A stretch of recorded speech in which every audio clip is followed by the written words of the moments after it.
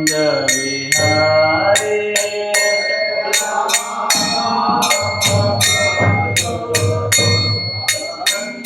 जय राधा माधव कुंज विहारी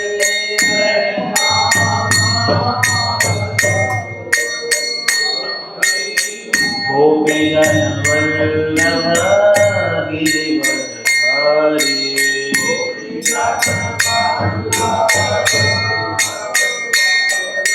गोपी जन वल्लभ गिरिवरधारी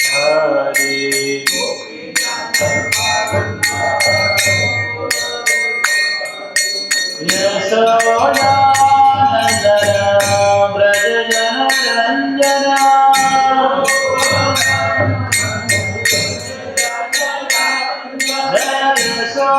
यशोदानंदन ब्रज जन रंजना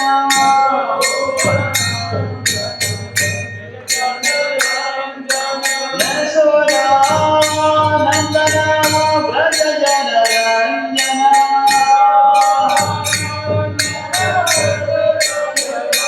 जय यशोदानंदन ब्रज जन रंजना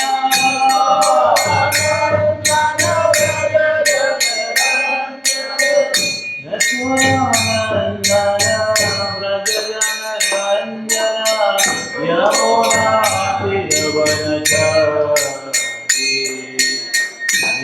यशोदानंदन यमुना तीरवनचारी यमुना तीरवनचारी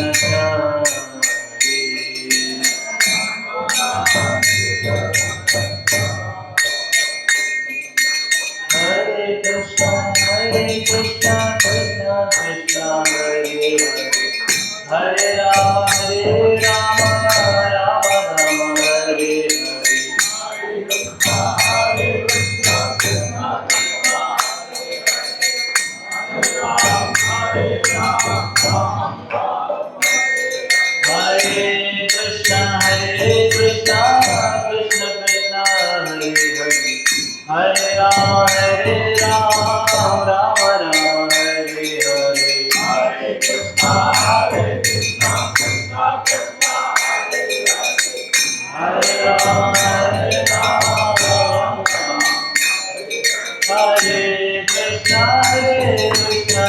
कृष्ण कृष्ण हरे हरे हरे राम राम राम हरे हरे हरे कृष्णा कृष्ण कृष्ण हरे राम हरे कृष्णा कृष्ण कृष्ण हरे हरे हरे राम राम राम हरे हरे हरे कृष्णा कृष्ण कृष्ण हरे हरे हरे राम हरे कृष्णा कृष्ण कृष्ण हरे हरे हरे राम राम राम हरे हरे हरे कृष्णा कृष्ण कृष्ण हरे हरे हरे राम राम राम हरे हरे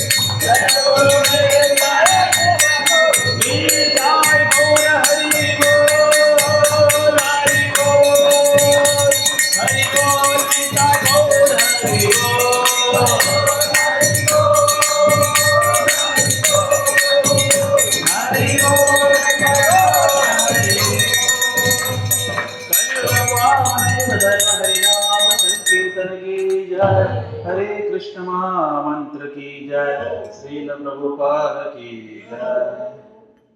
श्री श्री राधा श्याम चंद्र भगवान की जय। श्री श्री जगन्नाथ देव सुभद्रा मैया की जय। श्री श्री गौर निताय की जय। श्रील प्रभुपाद की जय। निताय गौर प्रेमानंदे हरि हरि बोल। ग्रंथ श्रीमद् भगवद गीता की जय। शरणवतां स्वकथा कृष्ण बोलिए। स्वकथा कृष्ण शृण्वतां स्वकथा कृष्ण शृण्वतां स्वकथा कृष्ण पुण्यश्रवण कीर्तन पुण्यश्रवण कीर्तन पुण्यश्रवण कीर्तन पुण्यश्रवण कीर्तन हृदयन्तोष्ठोयि अभद्राणि हृदयन्तोष्ठोयि अभद्राणि विधूनोति सुहृत्सताम् विधूनोति सुहृत्सताम्। हमारे हृदय में संचित कल्मषों को पूर्णतया धो सकते हैं। कौन धो सकते हैं? विधूनोति, विशेष करके धुलाई हो जाएगा। चाहते हैं आप ऐसे धुलाई हो जाए? होना चाहिए धुलाई। धुलाई नहीं होगा तो संसार में माया धुलाई करेगी झाड़ू लेके। तो धुलाई, पिटाई वाला धुलाई हो या सफाई वाला धुलाई हो, धुलाई तो जरूरी है। तो पूर्णतया हृदय को कल्मष रहित अगर साफ रखना हो तो क्या चाहिए हमको? स्वकथा कृष्ण, कृष्ण कथा में मन लगाना है। और ये कृष्ण कथा में जैसे ही मन लग जाएगा वैसे ही भगवान सुहृद यानी भगवान परमात्मा जो हृदय में रहते हैं वो क्या करते हैं? पूरा हृदय को क्या करते हैं? निर्मल, बिल्कुल निर्मल। हरे कृष्ण। इतना ही साउंड है।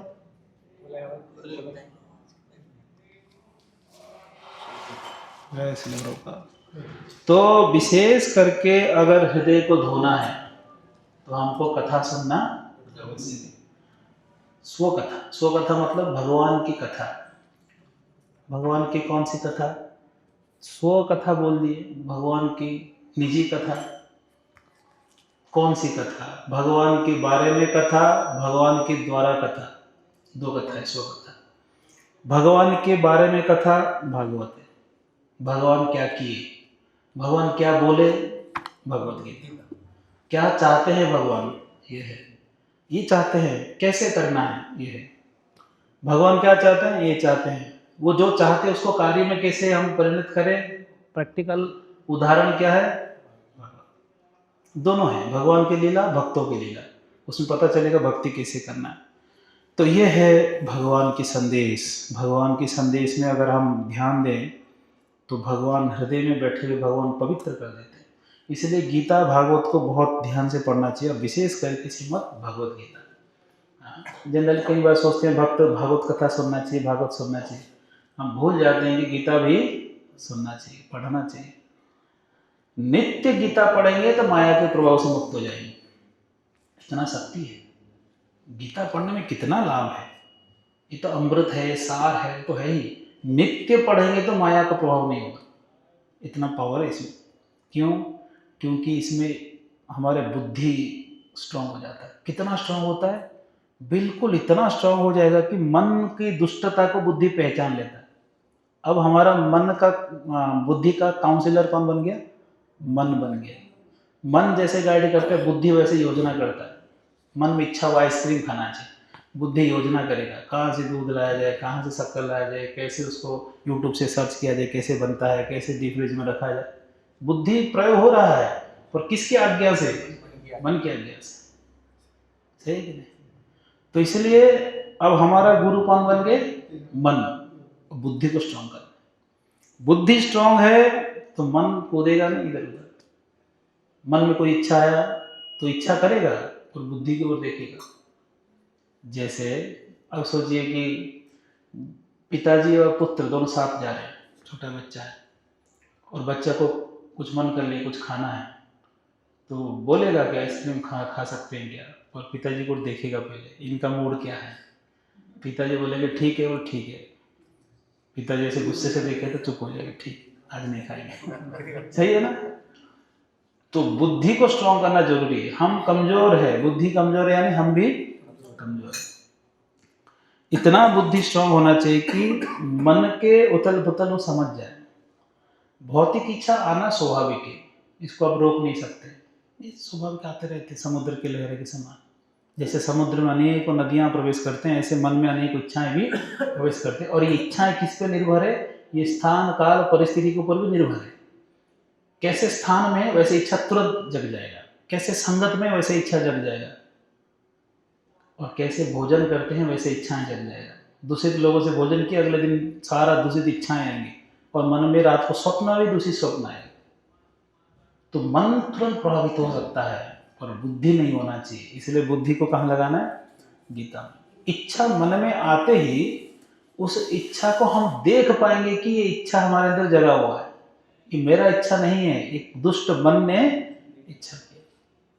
जैसे एकादशी निर्जला है, निर्जला करना चाहिए, सब चतुर्मास चल रहा है, निर्जला करना चाहिए, आपने ठान लिया है ना। और सेंटर में आए, दर्शन किए, तो ऐसे ऊपर के जाके देखते हैं तो वहाँ तो 10 आइटम बना हुआ एकादशी का, और 10 लोग बैठ के दोपहर को 12 बजे प्रसाद पाए।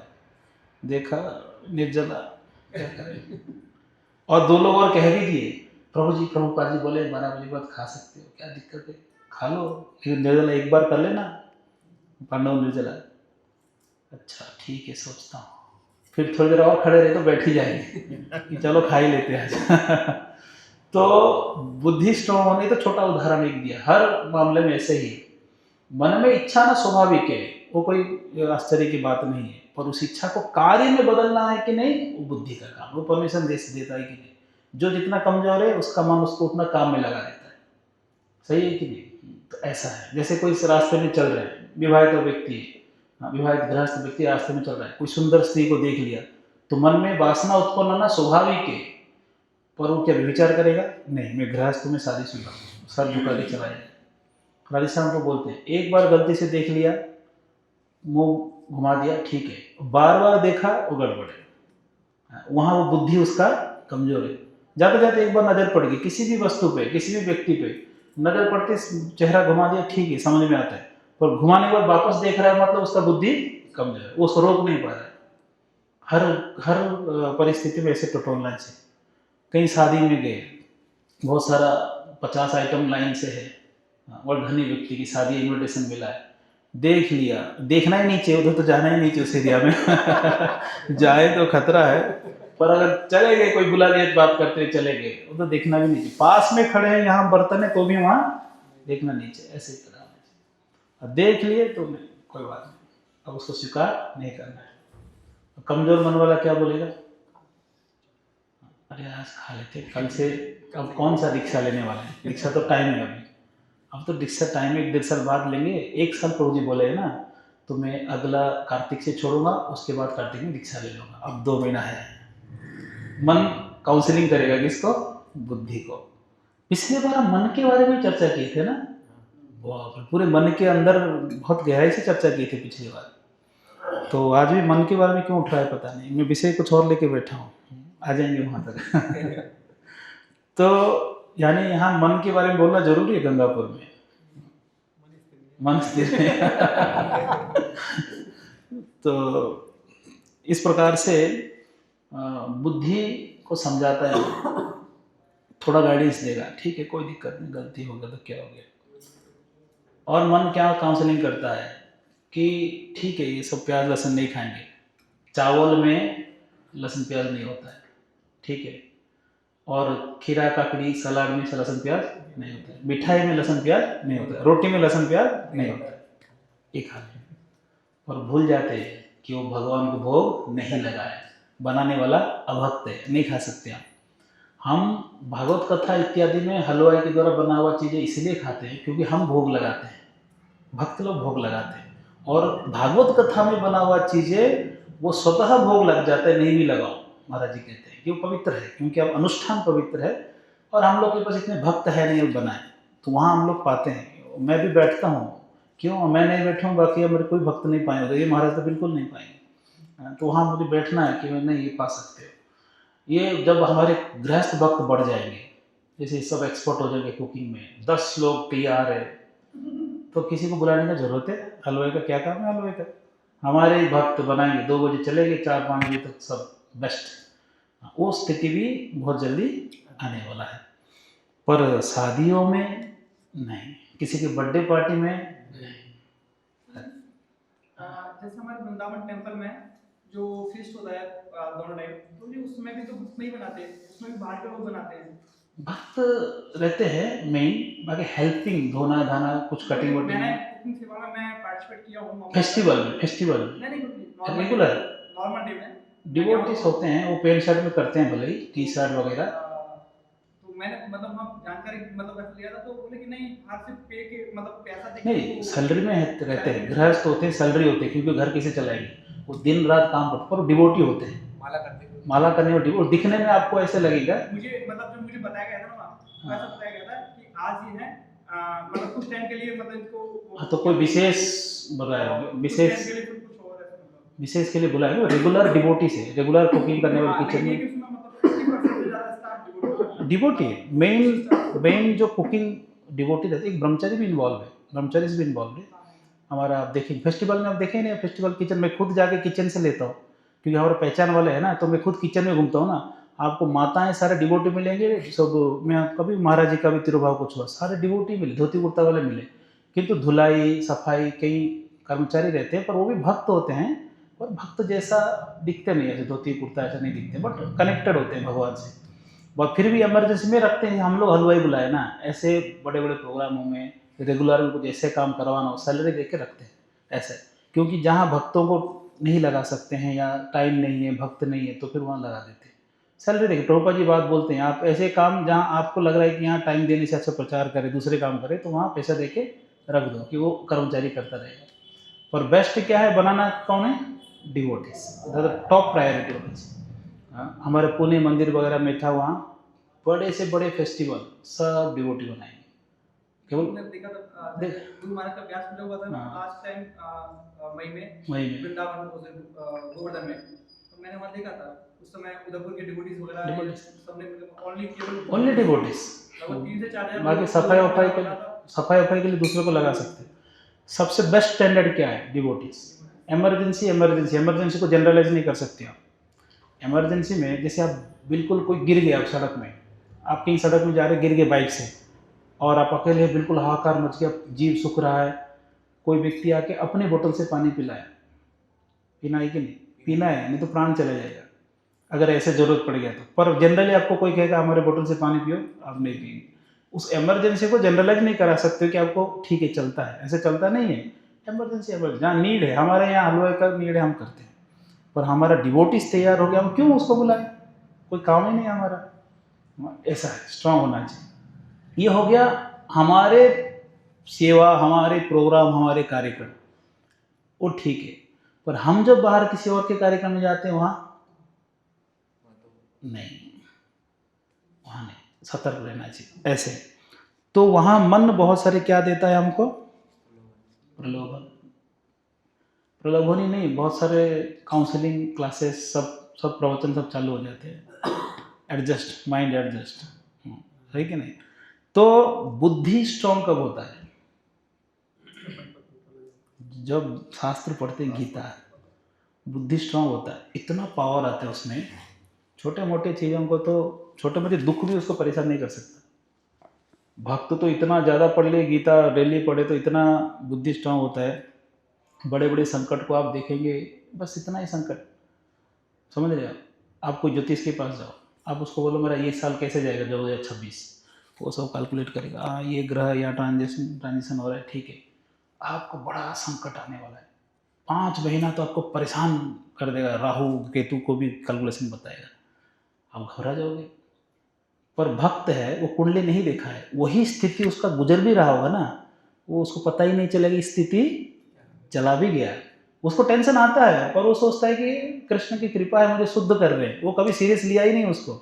फिर उसके बाद बोलेगा ज्योतिष तू कैसे बच गया, तुम्हारा तो 7.5 ही चल रहा था। हमको क्या पता, हम तो भजन में लगे थे। हाँ, टेंशन आता है, पर हम तो सोचते हैं कृष्ण की कृपा, हम सेवा में लगे। अभक्त भक्त में ये अंतर है, इसलिए भक्त इसमें ध्यान नहीं देता है। भक्त कुंडली वगैरह देख के चेक करा के ध्यान नहीं देता, क्योंकि भक्त सोचता है कि कृष्ण की कृपा से जो आ गया वो बेस्ट है मेरे लिए, अगर वो आ रहा है तो मुझे शुद्ध करने ही आ रहा है। मेरे गुरु और भगवान जो चाहते हैं मैं उसके लिए कार्य करूं कि कुंडली के अनुसार कार्य करूं। कुंडली में आपका सुख लिखा है, पर गुरु जी आपको बोलेंगे आपको बाबा जी बनना है, ऐसे बोल देंगे आपको विरक्त रहना है, आपको ये तपस्या करना है, ये प्रचार करना है, तो आप करेंगे गुरु की आज्ञा हुआ तो। और आपके भाग्य में तो भोग है, तो कुंडली में लिखा है तो जरूरी है भोग करना? जरूरी नहीं है। तो कुंडली में दुख है तो उसका टेंशन हम क्यों ले? हमारे गुरु जी क्या बोले हैं कि आप सेवा करो, गुरु की आज्ञा सेवा करो, बदले में जो आ रहा है आने दो। ये क्लैरिटी कहाँ से आता है? हम लोग अधिकारियों के बारे में चर्चा कर रहे थे ना जूम क्लास में, कनिष्ठ मध्यम उत्तम, कितना क्लैरिटी के साथ कहा गया है। जब तक वेद शास्त्र में पारंगत नहीं है वो मध्यम अधिकारी भी नहीं बन सकता। क्यों? और एक श्लोक, और एक रेयर श्लोक पढ़ा मैंने कुछ दिन पहले कि कितना जरूरी है शास्त्र में पारंगत होना, ये पढ़ना समझना। उसमें क्या है, शुद्ध भक्ति मिलावटी भक्ति में भेद कर सकते हैं, नहीं तो भेद नहीं कर पाएंगे। हमारे हर एक भावनाओं को शुद्ध भक्ति की कैटेगरी में हम डाल देंगे अगर शास्त्र नहीं पढ़ते हैं। शास्त्र पढ़ने के बाद फिर हमको समझ में आता है क्या करने लायक है, क्या नहीं करने लायक है, क्या वर्जित है, क्या करने योग्य है, वो पता चलता है। और साथ साथ में अच्छा, अगर ये जरूरी नहीं होता, केवल मन के बारे में इतने श्लोक क्यों लिखे? छठे अध्याय में देखिए, मन के बारे में इतने श्लोक भर भर के, क्योंकि पता है इतना तरीके से इतना वैरायटी नहीं समझाएंगे, इतने उदाहरण नहीं देंगे तो समझ में आने वाला नहीं। और रिपीट करते हैं श्लोक, जो इंपॉर्टेंट श्लोक उसको रिपीट करते हैं, भगवान खुद ही रिपीट करते हैं। भागवत में भी भगवान रिपीट करते हैं सेम श्लोक को, और यहाँ के श्लोक वहाँ भी मिलेगा, वहाँ के श्लोक यहाँ भी मिलेंगे आपको। इसलिए कहते हैं भागवत पढ़ाओ तो गीता का कोट करो, गीता पढ़ाओ तो भागवत की कोट करो, ये दोनों को लेकर चलना चाहिए। तो इसलिए हमको गीता रोज पढ़ना बहुत आवश्यक है। इससे क्या होगा? इससे निष्ठा भक्ति प्राप्त होगा। भक्तिर भवति नैष्ठिकी। अभी की भक्ति कैसा है? डगमगाने वाला भक्ति है, फिक्स भक्ति नहीं है। कितना ब्रांचेस है, कितने शाखाएं हमारे भक्ति में, बिल्कुल उसको बहुत सारे शाखाओं को मर्ज करके दो डिवाइड कर दो, दो ग्रुप बना दीजिए, पार्ट 1 पार्ट 2 बना दीजिए। एक शाखा है कृष्ण भक्ति करने के साथ साथ अन्य लोगों पे निर्भर, देवी देवता इत्यादि, कर्मकांड, पूजा, यज्ञ, दान, तपस्या, व्रत, सब में श्रद्धा, साथ साथ में भक्ति भी प्रारंभ कर दिया। ये एक अवस्था है। दूसरी अवस्था क्या है?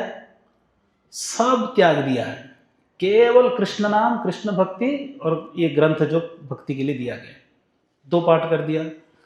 पहले वाले पार्ट तो भौतिकवादियों का लक्षण है। दूसरे वाले पार्ट में भी व्यक्ति अगर शास्त्र नहीं पढ़ेगा तो भी वो भक्ति को ज़्यादा गंभीरता से नहीं ले पाएगा।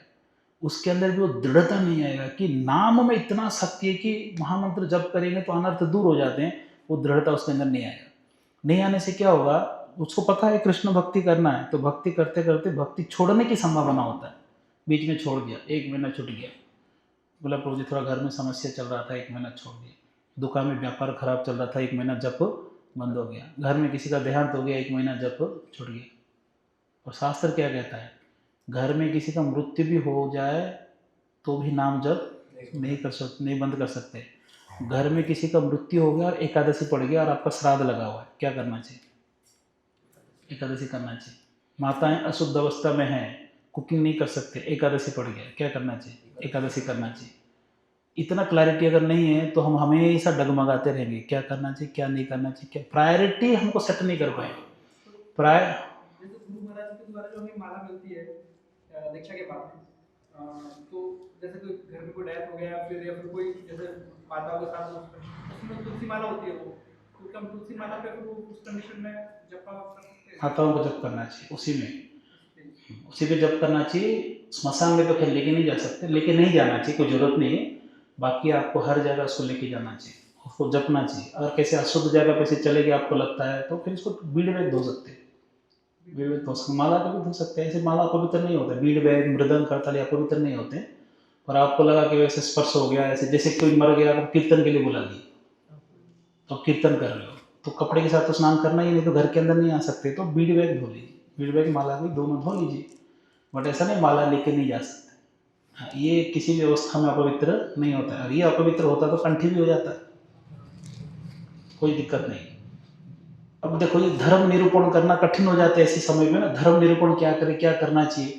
भक्ति सिद्धांत महाराज क्या कहते हैं कि आप बीड़बेग हम बाथरूम में लेते कभी नहीं है ना, कभी भी पेशाब जाया, स्नान करने जाते तो बिल्कुल नहीं, पेशाब करने भी जाते हैं कहीं रास्ते में ट्रैवल में तो भी बीड़बेग किसी के हाथ में पकड़ा के हम जाते हैं, ठीक है। भक्ति सिद्धांत महाराज कहते हैं ऐसे संकट में आप पड़ गए जहां आपके बीड़बेग बाहर आप रख नहीं सकते, खतरा है कि कोई ले ले, भीड़ भाड़ एरिया है, ट्रेन स्टेशन आप अकेले हैं, बाहर छोड़ी तो ये खो सकता है, क्या करना चाहिए। भक्ति सिद्धांत महाराज कहते बाथरूम में लेकर जाओ, ये आपके प्राण है, इसको बाहर छोड़कर नहीं जा सकते। ये धर्म निरूपण हम नहीं कर सकते, पर ये आचार्य कर सकते धर्म निरूपण क्या है। 64 माला भक्ति सिद्धांत महाराज कहते हैं, प्रभुपाद जी 16 क्यों कह दिए? 64 कहने से क्या विदेश के लोग 64 कर पाते? नहीं, प्रभुपाद जी धर्म निरूपण आचार्य है, इस लोगों को पता है क्या धर्म है, तो 16 माला करो। क्या 16 माला करके गलत रास्ता दिखा दिए? बिल्कुल नहीं। पुराणों में लिखा है 25,000 नाम कम से कम जो दिन में लेता है वैकुंठ जाने के योग्य है। हम उस 16 वाले में 27,000 नाम आता है, उससे ज्यादा ही आता है। तो किस समय पे क्या करना है ये पढ़ने से प्रायोरिटी क्लियर होना चाहिए। वो क्लैरिटी का बिल्कुल दृढ़ता कब आता है? शेर की तरह प्रभुपाद जी बोलते थे यही करना है, क्योंकि उनको पता है धर्म क्या है, और हमको नहीं पता है, हम संशय करेंगे। और भगवान कहते संशय आत्मा विनाश, संशय है तो विनाश हो जाए। विग्रह है साक्षात भगवान है, ये विश्वास अगर दृढ़ है तो हम उसी हिसाब से व्यवहार करेंगे, और विश्वास दृढ़ नहीं है तो डगमगा जाएंगे कि नहीं, कई बार डगमगा जाएंगे। कोई कहेंगे, जैसे एक परिवार को मैंने कहा कि आप बहुत समस्याओं में गुजर रहे थे, मैंने कहा ठीक है आप इतना आपको ये हो रहा है, नाम जप करो। बोले ठीक है, इतना विश्वास नहीं हो पाया, नहीं हम भगवान के पास जाना चाहते हैं ऐसे। बोला ठीक है, फिर आप वृंदावन जाइए, राधा श्याम सुंदर कृष्ण बलराम में आप जो मांगोगे वो दे देंगे। प्रभुपाद जी बोले वहाँ ठीक है, बोले कुछ दिन विचार करते करते करते फिर प्लान किए कि बागेश्वर धाम जाना चाहिए। विश्वास उनका नहीं हो पाया कि वृंदावन के ठाकुर जी इस इच्छा को पूरा नहीं कर सकते, वो चमत्कार वहाँ देखना चाहते, इतना भीड़ में क्या चमत्कार देख, कोई चमत्कार नहीं हुआ, गए और प्रणाम करके आगे गए, पर वो श्रद्धा क्या है, ठीक है। अब ठीक है, कोई बहुत बड़े संत है, हाँ बहुत प्रसिद्ध संत होंगे कोई, हाँ वो आपको कह देंगे कि आपको हर एकादशी निर्जला करना चाहिए, कह दिए, पर आपको आपके गुरुजी बोलते हैं कि निर्जला हर एकादशी करने की जरूरत नहीं है, कुछ सागार करो, कुछ उपवास करो, प्रसाद पाओ और प्रचार करो। तो आप फिर वहाँ संशय आ जाएगा, ये तो महाराज जी कह रहे निर्जला, अन्न खाना ही नहीं चाहिए, वो सेंधा नमक तक मना करते, उपवास में नमक खाना ही नहीं चाहिए, नमक खाने से सारा पुण्य नष्ट हो जाता है। और आपके गुरुजी तो कह दिए प्रसाद पा सकते पर प्रचार करना पड़ेगा, क्या करें? हाँ, वो पुण्य खत्म हो जाए, हमको नहीं चाहिए पुण्य, ना हमको पाप चाहिए ना हमको पुण्य चाहिए, नहीं तो नहीं। गुरुजी कह दिए तो गुरुजी कह दे रोटी सब्जी खाओ, रोटी सब्जी खाएंगे, ये क्लैरिटी है। इतना क्लैरिटी नहीं है तो आप शिष्य बन नहीं सकते, इतना क्लैरिटी नहीं है तो भक्त भी नहीं बन सकते। कितने सार पे हमारे आचार्य टू द पॉइंट बोलते, यही तो यही, पूरा सब कुछ नकार देते, नहीं करना है। इतना क्लैरिटी होना चाहिए, समझ रहे हैं आप क्यों शास्त्र पढ़ना चाहिए। गुरु के महत्व क्या है समझ गए, भक्ति के महत्व समझ गए, तो आपके जीवन में कोई संशय नहीं है। इसलिए साधुओं के पास गाइडेंस के लिए जाते हैं, गुरु के पास जाते हैं, क्यों? क्योंकि वो संशय मुक्त है, वो कंफ्यूज नहीं है, वो क्लैरिटी उनके पास है, उनके पास क्लैरिटी मिलेगा। अब खुद ही अगर कंफ्यूज होकर बैठे होंगे, दूसरे को क्या ज्ञान देंगे बताइए, रास्ता नहीं दिखा सकते। दे आर वेरी क्लियर, क्या करना है क्या नहीं करना है पूरा क्लियर है वो लोग। इसलिए हमको शास्त्र पढ़ना चाहिए, और ये आशा करते हैं हमारे गुरु और प्रभुपाद जी कि हम इस स्तर में पहुँचे। ऐसा नहीं है कि वो आचार्य हैं तो हम ऐसे नवशिक्षित रहे, वो चाहते कि हम भी ऊपर उठे। प्रभुपाद जी बैठे, एक वक्त कह रहे Prabhupad ji I am very unqualified, very पतितुम, I am very following solace. Prabhupad ji बोलते वो तो मैं जानता हूँ, ऊपर उठने के लिए क्या कर रहे हो आप, पतित हो मुझे पता है, ऊपर उठने के लिए क्या कर रहे हो। तो हमारा स्थिति दैन्य है, पर हमको ऊपर उठना पड़ेगा, उसके लिए हमको क्या पढ़ना है, शास्त्र। हमारे भक्ति शास्त्र आधारित होना चाहिए, गुरु बोले हैं, इस पे दृढ़ता कब आएगी? जब आप पढ़े हो कि ये सच कह रहे हैं गुरु जी, तभी तो। केवल कृष्ण, अन्य देवताओं की पूजा नहीं करना है। अब गणेश चतुर्दशी है, सब लोग बुला रहे, चलो यार गणेश जी के पास जाके आ जाते। मन में संशय आएगा कि नहीं? वो भी तो गणेश जी है, महादेव जी के पुत्र है, गणेश चतुर्थी है, क्या फर्क पड़ता है, जाके आ जाए, कोई बात नहीं, थोड़ा भीड़ है, दिन भर लग जाएगा, शाम को आ जाएंगे, साल में एक ही बार तो है। ये सारे संशय कब आएगा? जब आपको पता नहीं है कि भक्ति का महत्व कितना है। एक दिन भी वेस्ट कर सकते हैं आप। उस दिन 16 वाला का क्या हाल होगा, उस दिन आपके ठाकुर जी की सेवा का क्या हाल होगा, उस दिन आपको प्रचार का क्या हाल होगा। आपके पास इतना टाइम है कि आप जाएं कहीं और उपासना करने के लिए? ये संभव है? ये संभव नहीं। वी डोंट हैव टाइम, सीधी बात है। इसलिए प्रभुपाद जी क्लियर कर दिए, कुछ नहीं करना है, एक जगह मन लगाओ, कृष्ण तो कृष्ण। ऐसे पूरा मैंने भी सुना था किसी के आइडिया ध्यान नहीं पूरा करता हूँ कि जो गणेश जी है वो भी भगवान के अंश है, कृष्ण के ही अंश बताया जाता है गणेश जी को। अभी भगवान के ऐसे ऐसे स्वरूप है, जैसे कि परशुराम जी, बट हम लोग किनको पूजा करते हैं? आराध्य भगवान ब्रजेश तनय। ब्रज के ईश कौन है? नंद महाराज जी के पुत्र, तद्धाम वृंदावन। ये हमारा गोल है। भगवान विष्णु भी आ गए तो गोपी, सारे गोपीगण क्या पूछते हैं? कृष्ण कहाँ है? प्रणाम विष्णु जी, कृष्ण कहाँ है? बोलो उधर गए, ठीक है चले गए। That is our motto. इतना फोकस नहीं है तो आप बिल्डर रहे, हमेशा धर्म निरूपण में आप बिल्डर रहेंगे। हर एक परपट में कृष्ण भक्ति, ऊपर विष्णु शब्द आया होगा तो अनुवाद में कृष्ण आया होगा, तात्पर्य में कृष्ण आया होगा। क्यों? क्योंकि वो जानते हैं कि पहुंचना कहाँ है, लोगों को कहाँ पहुंचाना है। इतना क्लैरिटी होना चाहिए। आचार्यों की क्लैरिटी, हम लोग का नहीं है, क्योंकि हम पढ़ते नहीं। सारे शास्त्र पुराण भागवत के प्रथम स्कंद में इतने क्लैरिटी, मैं आपको कह रहा हूँ पूरे प्रथम स्कंद के सुत गोस्वामी के हर एक उपदेश में आपको कृष्ण भक्ति दिखाऊंगा, कृष्ण नाम जप दिखाऊंगा। अन्य भगवान के अवतारों पे वो फोकस किए ही नहीं। भागवतम में तन नाम पहले बोल दिए, कृष्ण राम के बारे में चर्चा करना है, कृष्ण और बलराम, राम यानी बलराम। उसकी चर्चा करते करते कृष्ण शब्द बोलने के बाद तन नाम, उनके नाम, उनके नाम, उनके नाम, किनके नाम? कृष्ण के नाम। वो हर जगह कृष्ण भक्ति बोले हैं। भगले भगवान दर्शन देने नारायण के रूप में आते हैं, दर्शन देने विष्णु के रूप में आते हैं, चतुर्भुज रूप में आते हैं, विराट रूप में आते हैं, बट भगवान कौन है? कृष्ण। बैठिए, कहाँ जा रहे हैं? जो काम है वो हो जाएगा, बैठिए। पत्तल दोने नहीं है,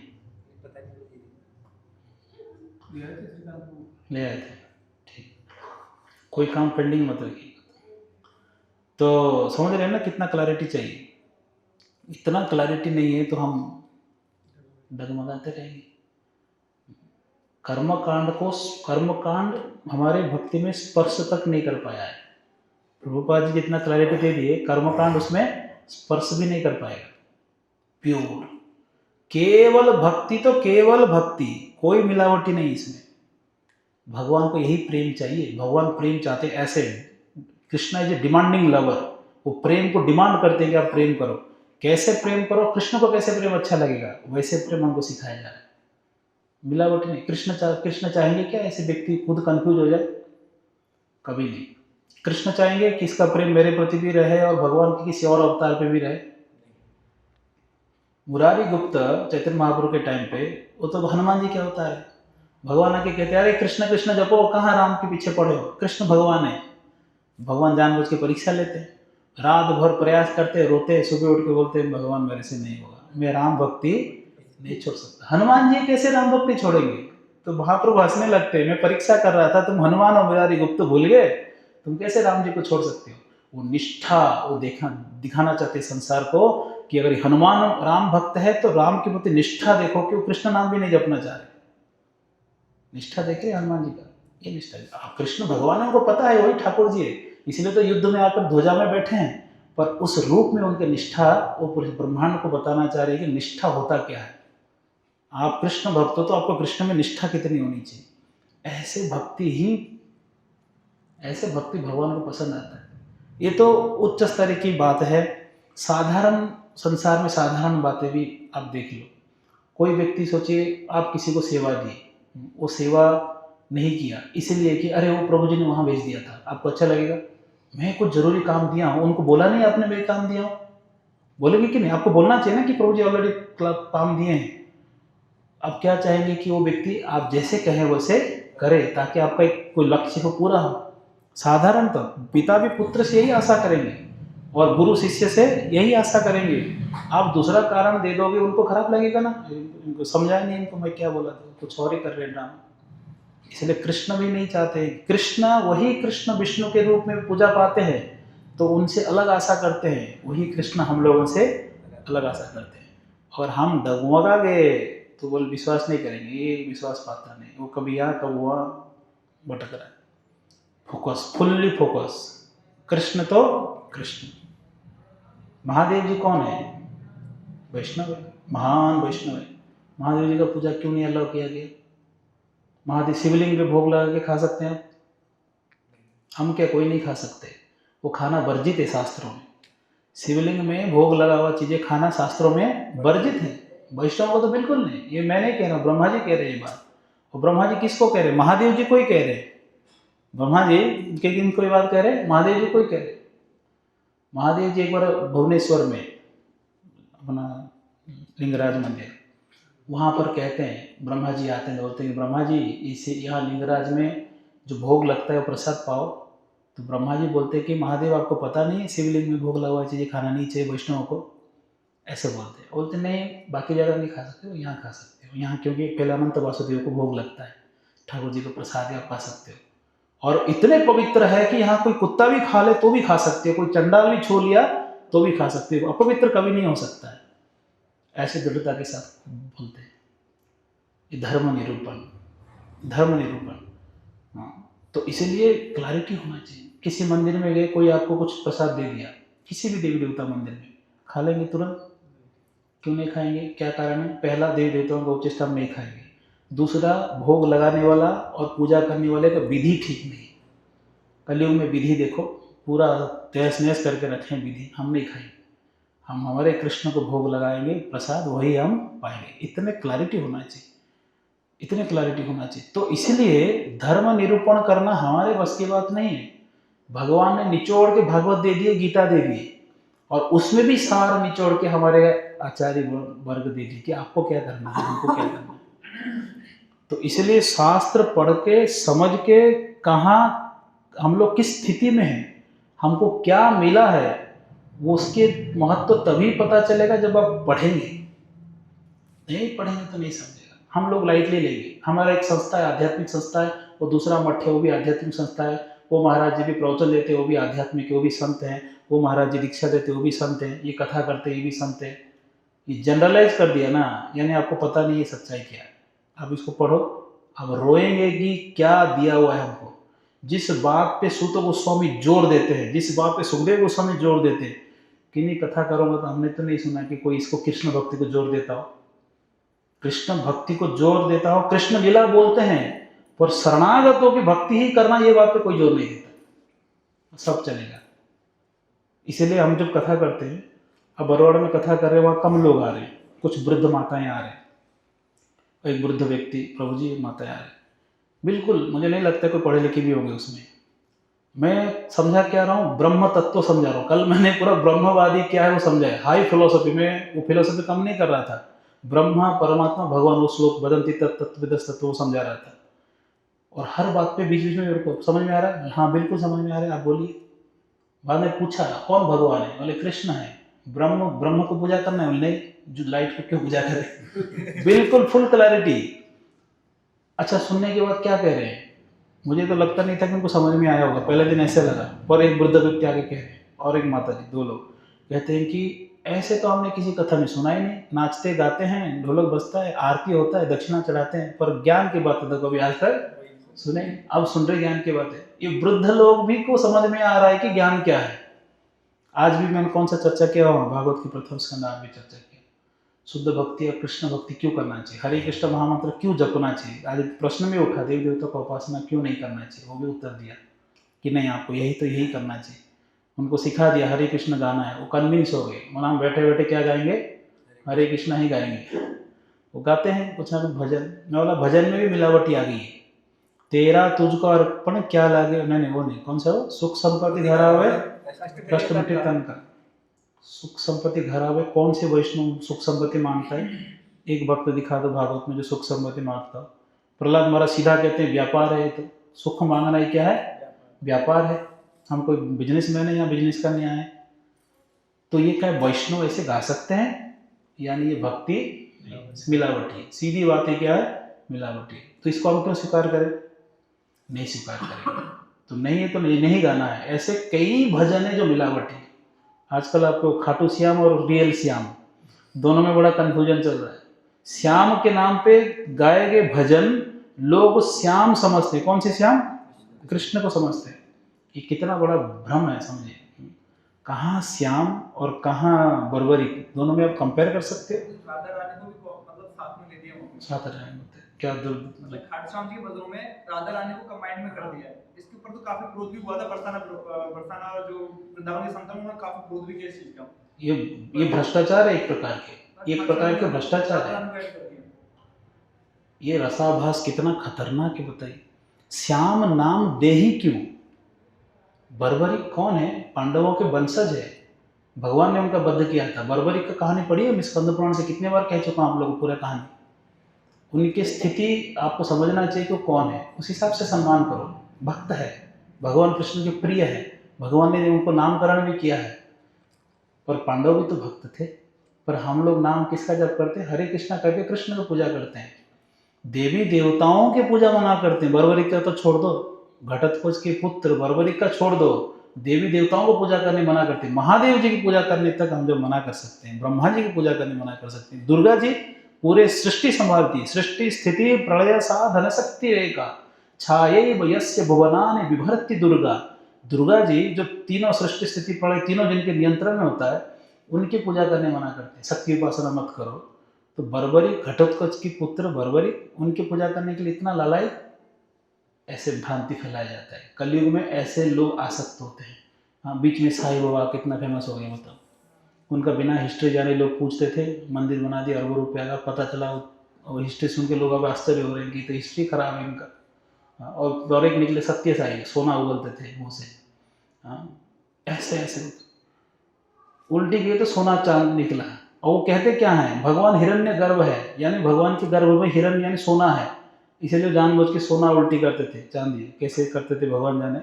और बोलते थे मेरे पेट में भी क्या है? सोना है। मैं भी कौन हूँ? भगवान। आगे लाइन पे मैं भी भगवान हूँ। अब प्रभुपाद जी तात्पर्य में डांटते हैं, बोलते हैं कि जो व्यक्ति अपने आप को वैष्णव भगवान कह दिया तो ढोंगी है, वो भगवान नहीं है। कोई जीव भगवान नहीं बन सकता। भगवान की तरह आदर नहीं देना चाहिए। गुरु को दे सकते हैं। इसलिए समझना जरूरी है, कैटेगराइज समझना जरूरी है। सब मर्ज मत करो। हम लोग वैष्णव अपराध करने के पीछे एक कारण ये भी है, हम सोचते हैं कि हमसे ऊपर जो भी है सब समान है। जैसे हम सोचते हैं कि हमसे ऊपर जितने देवता है, भगवान है, जो भी हो, मंदिर में जो बैठ गए सबको पूजा करो, क्या फर्क पड़ता है, सब एक ही है, हमसे तो बड़े हैं ना कम से कम। नहीं, उसमें श्रेष्ठ कृष्ण है तो उनकी पूजा करना चाहिए। तो वैष्णव में भी हम ऐसे ही देखते हैं, हमसे बड़े हैं, सीनियर है तो सब एक है। क्या हमारे गुरु वर्ग और हम एक है? जो सारे सैफरन पहने सब एक है? नहीं। कोई सीनियर है, हमसे सीनियर है तो सारे सीनियर एक जैसा थोड़े है, उसमें भी वैरायटी है। आपको आदर कैसे करना है? योग्यता के अनुसार। अभी आपके गुरु महाराज यहाँ आए हैं और मैं भी पास में खड़ा हूँ, दोनों सैफरन पहने हैं, हाँ, दोनों हम बात कर रहे हैं, एक जगह बैठे हैं, तो आपको के गुरु समान मान लोगे? गुरु गुरु है, आचार्य हैं, हम क्या है? इसलिए आपको भेद पता होना चाहिए कि ये कौन है और वो कौन है। भेद पता होना चाहिए। उनके प्रतिनिधि है हम, उनके सेवक है, दास है, प्रतिनिधि है, उनके काम को आगे बढ़ा रहे हैं, पर हम गुरु नहीं है, ये पता होना। ये नहीं है तो आप क्या सोचेंगे? फिर अपराध करेंगे। गुरु को मेरे जैसे समझना या मुझे गुरु तुल्य देखना, दोनों अपराध है। हाँ, हम सम्मान करेंगे क्योंकि आप प्रचार करते हैं, आप भक्त हैं, आप नाम जप करते हैं, आप हमसे वरिष्ठ है, आपका आदर करेंगे, सेवा करेंगे, आपके बातों के अनुसार प्रचार करेंगे क्योंकि आप परंपरा के प्रतिनिधि है, आप इस्कॉन के इस एरिया में रिप्रेजेंटेटिव है। ये सही गुणगान है। और ऐसे बोलना प्रभु जी आप तो महात्मा है, आपको लगता है कि आप चैतन्य महाप्रभु के पार्षद आए हुए हैं, हमको आपको देख के गदगद हो जाते हैं, आपका चेहरा देखते महाप्रभु याद आते हैं। एक गृहस्थ बोल रहे थे हमारे उधर सवाई माधोपुर में, मैंने ऐसे भ्रम में मत रहना कभी। हम जीव है, हमारे गुरु जी आज्ञा दी है, इसीलिए हम सेवा कर रहे हैं। इस्कॉन के प्रतिनिधि के रूप में, प्रभुपाद जी के प्रतिनिधि के रूप में कार्य कर रहे हैं।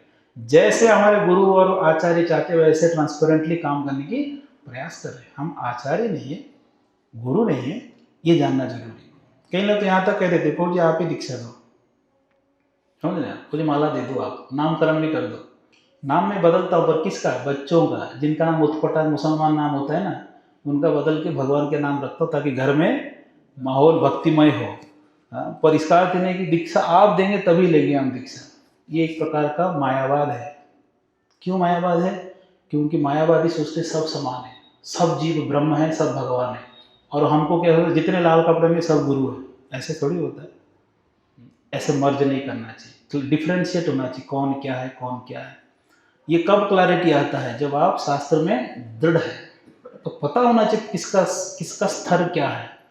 तो ये जानकर हमको भक्ति करना चाहिए। समझ गया ना कितना क्लैरिटी चाहिए, कितना क्लैरिटी चाहिए। तो इसलिए क्लियर है तो क्लियर होना चाहिए, ऐसा नहीं कि सब इधर उधर कौन से और लड़खड़ाना नहीं चाहिए। हमारे गौरंग को एक बात कहते हैं, बोलते हैं कि हम लोग इसको में मना करते हैं ना, इसका लेक्चर में सुनो, उसका लेक्चर में सुनो।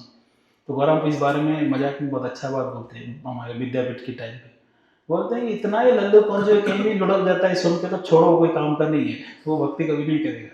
कहीं सुना और बह गया, छोड़ दो उसको, बहने दो उसको, वो कोई काम का नहीं है। क्यों भक्ति करेगा ही नहीं, वो कहीं भी बह जाता है, उसको इतना विश्वास नहीं है कि यहाँ पर क्या दिया गया। अगर साधु शास्त्र से गुरु से सुनकर उसको विश्वास नहीं हो पा रहा है, जाने दो उसको, कोई काम का नहीं है। दृढ़ता होनी चाहिए, बिल्कुल फॉर्म फेथ। पता नहीं कैसे लोगों का नहीं आता है दृढ़ता, क्योंकि वो पढ़ते नहीं है और सुनते नहीं है। इसीलिए शास्त्र पढ़ना चाहिए, फुल क्लैरिटी। कई संत कहते हैं एकादशी नहीं कर सकते, ब्रज के संत। एक संतों के सम्मेलन में मैं देख रहा था वीडियो, संतों के सम्मेलन में कई संत कह रहे थे कि हम ब्रजवासी, हम एकादशी की आवश्यकता नहीं, एकादशी की आवश्यकता नहीं। शास्त्र में मैं पढ़ रहा था, भगवान विष्णु कहते हैं जो मैं भक्त हूं करके मेरे भक्ति के आड़ में अगर ये व्रत छोड़ता है वो करोड़ों जन्मों तक नरक में रहेगा। सीधा कहा गया। कैसे छोड़ देंगे एकादशी? हम क्या गोपी बन गए? हम क्या रागानुग भक्त बन गए? कोई भक्त ने, हमारे कोई आचार्य छोड़ दी एकादशी? किन्होंने आचार्य को इंगित किए कि आप उच्च स्तर में आने के बाद एकादशी छोड़ सकते हो? फिर कैसे छोड़ देंगे? और कई लोग खुलेआम कहते हैं ब्रजवासियों में एकादशी जरूरत नहीं। ब्रजवासियों की तरह प्रेम है आपका कृष्ण के प्रति, इतना भाव है, कैसे परीक्षा करना चाहिए? अपमान करके परीक्षा करो, और उसका प्रेम उस स्तर में चले गए तो आप दूसरों को बोल नहीं सकते कि एकादशी मत करो, क्योंकि अगर आप उस स्तर में हो तो आपके अनुयायी उस स्तर में नहीं, उनको कैसे कह देंगे एकादशी? खुले मंच में सभा में बोल रहे हैं सारे, कई संत ब्रज के, बहुत सारे बड़े बड़े सन्यासी लोग भी, वो कह रहे हैं कि हम ब्रजवासी एकादशी नहीं करेंगे। ये कोई नया ट्रेंड निकला है, ब्रजवासी एकादशी नहीं करेंगे। हर एक को करना चाहिए, हर एक को एकादशी अनिवार्य। इसलिए लिखा है भक्ति के आड़ में, हम पढ़ रहे थे ना, मैं वो सुना रहा था, भक्ति के आड़ में भी कोई अगर एकादशी छोड़ दिया तो पापी है, उसका वो नहीं देखना चाहते, कभी नहीं। 8 साल के आयु से 80 साल की आयु तक नहीं, भक्ति करना ही चाहिए एकादशी, दोनों एकादशी जो महीने में आता है, ऐसे नहीं छोड़ सकते। तो इसलिए ये दृढ़ता कब आती है? जब शास्त्र पढ़े, नहीं तो हम ऐसे लुढ़कते रहेंगे, कब कहाँ लुढ़केंगे। कुछ दिन इस्कॉन में सुनेंगे, फिर बोलेंगे ओहो महाराज बढ़िया लग रहे हैं, आजकल लोग महाराज थोड़ा फेमस उनका सुनते हैं, कुछ दिन वहाँ बह गए, फिर आएंगे बोलेंगे वो महाराज बढ़िया बोलते, कुछ दिन वहाँ बह गए। कहीं तो अटको, बहते रहोगे तो कैसे चलेगा? तट में तो आना है, कहीं तो किसी के चरण तो पकड़ना, हम बह कैसे जाएंगे? इसलिए दृढ़ता और क्लैरिटी ये तब आता है जब हम शास्त्र पढ़ेंगे, नहीं तो कैसे? मैं बार बार कई प्रवचन में कहता हूँ, जो शास्त्र नहीं पढ़ता उसके भक्ति भगवान पर विश्वास नहीं करेंगे, हम लोग भी भरोसा नहीं करते हैं, ये कभी भी लुढ़क जाएगा। क्यों? पढ़ता नहीं। बार बार बोलता हूँ भक्तों को, पढ़ो पढ़ो पढ़ो पढ़ो पढ़ो, पढ़ना चाहिए। बोलते कितना पढ़ना चाहिए? बोलते कि न्यूज़पेपर की तरह टाइम फिक्स करके नहीं पढ़ना रहता है। जो व्यक्ति ईमानदारी से 1 घंटा पढ़ के बुक बंद करता है ना, वो ज्ञान नहीं ले सकता। क्यों? वो फॉर्मेलिटी कर रहा है। कैसे पढ़ना चाहिए? दिन भर पढ़ते रहो, जब आपका कोई काम आ गया रख दो, चले जाओ काम में, जैसे ही फ्री हो गए फिर से किताब। जैसे मोबाइल चलाते हैं ना, वैसे शास्त्र पढ़ना चाहिए। जैसे टाइम हो जाए, आप हॉस्पिटल में खड़े, लाइन लगा हुआ है, आधा घंटा टाइम है, क्या करेंगे? मोबाइल निकाल देंगे तुरंत, स्टेशन में खड़े हैं, अभी ट्रेन आया नहीं, क्या करेंगे? मोबाइल निकाल देंगे। ऐसे पढ़ना चाहिए। जब जब मोबाइल निकालते हैं उसके बाद में क्या करना है? किताब पढ़ना चाहिए। तब समझो वो पढ़ाई कर रहा है। बोलते हैं कि ज्ञान में निपुण होना चाहिए। बोलते हैं आप गहरी नींद में सो रहे हो, बहुत थक के, और बहुत गहरी नींद में सो रहे हो, अर्धरात्रि को बिल्कुल कोई आके अचानक उठाएगा, इनको बोलो चलो चलो चलो, क्या हुआ, आओ, सीधा ला के ब्यास में बिठा देंगे। अरे कुछ लोग आए हैं, प्रवचन दो, और बोल देंगे आपको गीता किस प्रसंग पे बोलना है, तो भी बोलने की क्षमता होनी चाहिए, विथ क्लैरिटी, फॉग में नहीं, धुएं में नहीं, विथ क्लैरिटी, कि आपको ये सिद्धांत पता है। इतना ब्रेन एक्टिव होना चाहिए भक्ति में, तब वो भक्ति करेगा। हाँ पता नहीं, प्रवचन दे दो, पता नहीं प्रभु जी प्रवचन, सोचेंगे पढ़ेंगे, हम तो अयोग्य है, देखते हैं क्लास प्रिपेयर नहीं किए हैं, ये ऐसे प्रचार नहीं होता है, ऐसे प्रचार नहीं होता है। इसलिए एक्टिव होना चाहिए। आप लोग को प्रीचिंग करना है तो एक्टिव होना पड़ेगा। कैलाश प्रभु सीनियर हो गए तो आप लोग को पढ़ के एक्टिव, प्रभु जी देखो एक्टिव है, कुलदीप को, अब वो गाँव विलेज ग्राम्य देश तारिणे अवतारण करने वाले, एक्टिव होना चाहिए। देखो भले ही हम कार्य छोटा कर रहे हैं पर उत्साह बड़ा होना चाहिए। भले हम हमारे समय काल परिस्थिति के अनुसार काम छोटा कर रहे हैं पर हमारा उत्साह कितना होना चाहिए? बड़ा उत्साह होना चाहिए कि हाँ हम कर सकते हैं, ये बहुत बड़ा काम करना है, तब आगे बढ़ेंगे। कुछ नहीं करेंगे तो कुछ नहीं होगा, करेंगे तो सब कुछ हो जाएगा, सब कुछ हो जाएगा। कई बार हमको तैरना नहीं आता है, ठीक है, और नदी के प्रभाव के साथ हम अगर कूद जाएं तो नदी हमको वहाँ पहुँचा देगा। वैसे ही कई बार हो सकता है हम अयोग्य है, पर अगर हम गुरु और साधुओं की बातों में बह जाएंगे ना, पहुँच जाएंगे, जहाँ चाहे वहाँ पहुँच जाएंगे। इसलिए बोलते हैं कि डू एज डायरेक्टेड। दवाई में भी लिखता है ना, क्या लिखता है? लिखता है do as directed by the physician, ऐसा कुछ लिखा है, प्रिस्क्राइब्ड बाय फिजिशियन। आप योग्य नहीं है, हम नहीं कर सकते, हम बुद्धि नहीं हम लगा सकते, हम योजना नहीं कर सकते, हमारा हिम्मत नहीं है, और जैसे बोला गया वैसे करिए, आप बड़े बड़े काम कर सकते हैं, बड़े बड़े काम कर सकते हैं, हजारों लोगों को भक्त बना सकते हैं। वैसे ही करिए जैसे कहा जाता है। फिर आप समझेंगे मैं इतना बड़ा काम कर सकता हूँ, मैं क्यों नहीं कर रहा था? क्योंकि मैं भूल गया था कि मैं हनुमान हूँ, मैं भूल गया था कि मैं हनुमान हूँ। कौन याद दिलाए? जाम्बवत जी याद दिलाए। इसलिए हमको करना चाहिए। आज हम प्रचार में क्यों है? क्योंकि हमको कोई ना कोई याद दिलाया है, कर सकते हो कर सकते हो कर सकते हो, और एक दिन दो दिन नहीं, रोज याद दिलाया, तब आज मन में आया कि प्रचार करना चाहिए। ऐसे है हमारे हर एक के जीवन में एक जामवंत चाहिए जो याद दिलाए कि हम क्या कर सकते हैं, क्या नहीं कर सकते। प्रभु सब कुछ कर सकते हैं। एक एक व्यक्ति चैतन्य महाप्रभु के जो भक्त है, एक एक व्यक्ति पूरे विश्व को उद्धार करने की क्षमता रखता है। अगर वो transparently as it is Gaudiya धारा को अगर मन में धारण किया है, तो गौड़ीय वैष्णव है तो पूरे विश्व को उद्धार करने की क्षमता उस एक के अंदर है। अब हम लोग का 2 सेंटर और ओपन हो रहे हैं अगले महीने, करौली और हिंडौन। हिंडौन का पुताई चल रहा है सेंटर का, करौली देखेंगे अप्रैल एंड तक करौली और हिंडौन 2 सेंटर चालू हो रहे हैं। हो रहे कि नहीं चालू हो रहे हैं? तो अब बताओ, 2 सेंटर चलेंगे, यहाँ एक सेंटर उधर एक सेंटर, और एक जगह जमीन और ले रहे हम बरवाड़ा, छोटा सा, इतना जितना हो ना इतना सा जगह, इससे थोड़ा बड़ा है, वहाँ टीन शेड बना के चलाएंगे, 5 हो जाएगा। मल्लारना में जमीन ढूंढ रहे हैं, वहाँ भी कुछ करने की प्लान है। तो कैसे संभालेंगे? ये तो आप ही लोग संभालोगे, है ना। इनको एक जगह, कुलदीप को एक जगह, वो अभिनव को एक जगह, सब घूमेंगे। आशुतोष को, विद्वान व्यक्ति पंडित जी बैठे हैं, वो एक जगह संभाल सकते। कोई बड़ी बात नहीं है, बहुत आराम से सेवा हो जाता है। तो इसलिए हमको शास्त्र पढ़ के तैयार होना चाहिए। अब मेरे गाड़ी को यहाँ लगा हुआ है ना, उसको घुमा के वापस यहाँ लगाने के लिए मैं चाहता हूँ कि मैं इधर से निकलूँ तो किसी को गाड़ी चले दूँ। किसको दूंगा मैं? इनको बताइए, जिसको गाड़ी कर चलाना आता है। आशुतोष को दे दो, कुलदीप को दे दो, अभिनव को दे दो, मैं सुमित को नहीं दूंगा। क्यों? गाड़ी चलाना नहीं आता, समझ रहे? तो मेरे मन में यही लोग क्यों आते हैं कि इनको गाड़ी चाबी देना है, क्योंकि वो तैयार है उस काम के लिए। इसलिए प्रचार की सेवा किसको मिलता है? जो तैयार है। तो तैयारी करने का काम किसका है? हमारा। हमको उस योग्य बनना है। और हम बोलेंगे प्रभु जी क्या करो, मैं तो अयोग्य था। क्यों अयोग्य थे? क्या तुम्हारे पास हरिनाम नहीं था? क्या शास्त्र नहीं थे? क्या कथा सुनने के लिए मोबाइल नहीं था?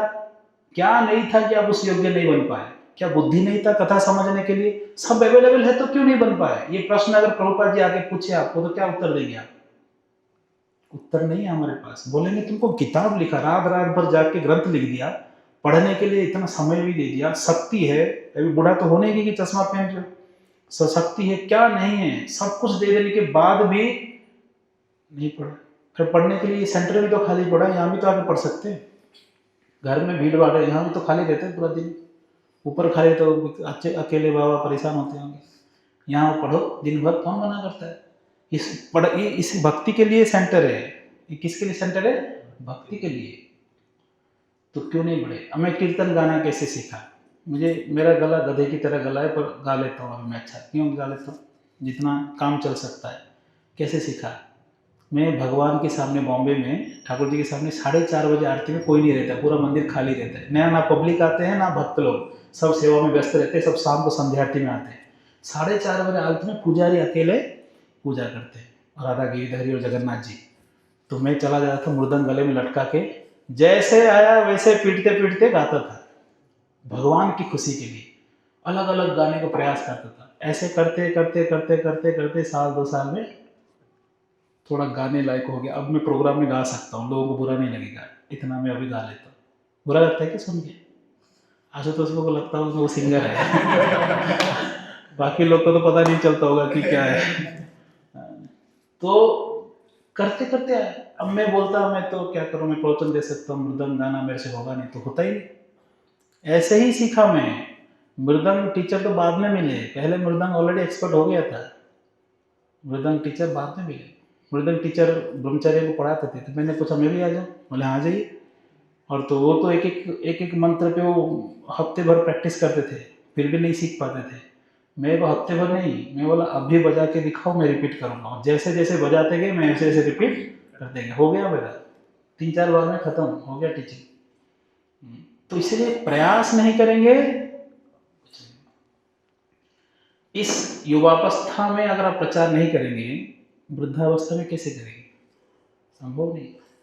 हमारा शरीर साथ नहीं देगा, हम उतना एनर्जेटिक नहीं जा सकते। हर रोज शाम को अगर कामकाज से आके हर एक व्यक्ति के पास अगर एक एक प्रोग्राम हो, कहीं ना कहीं किसी गली में किसी जगह आपके कुछ लोग हैं जहाँ भक्ति से प्रोग्राम कर रहे हैं, 6 दिन 7 दिन तो नहीं को, ये फ्राइडे छोड़ के संडे भी छोड़ दीजिए घर के कामकाज के लिए, अगर 3-4 प्रोग्राम भी हो हफ्ते में, कितना अच्छा होगा।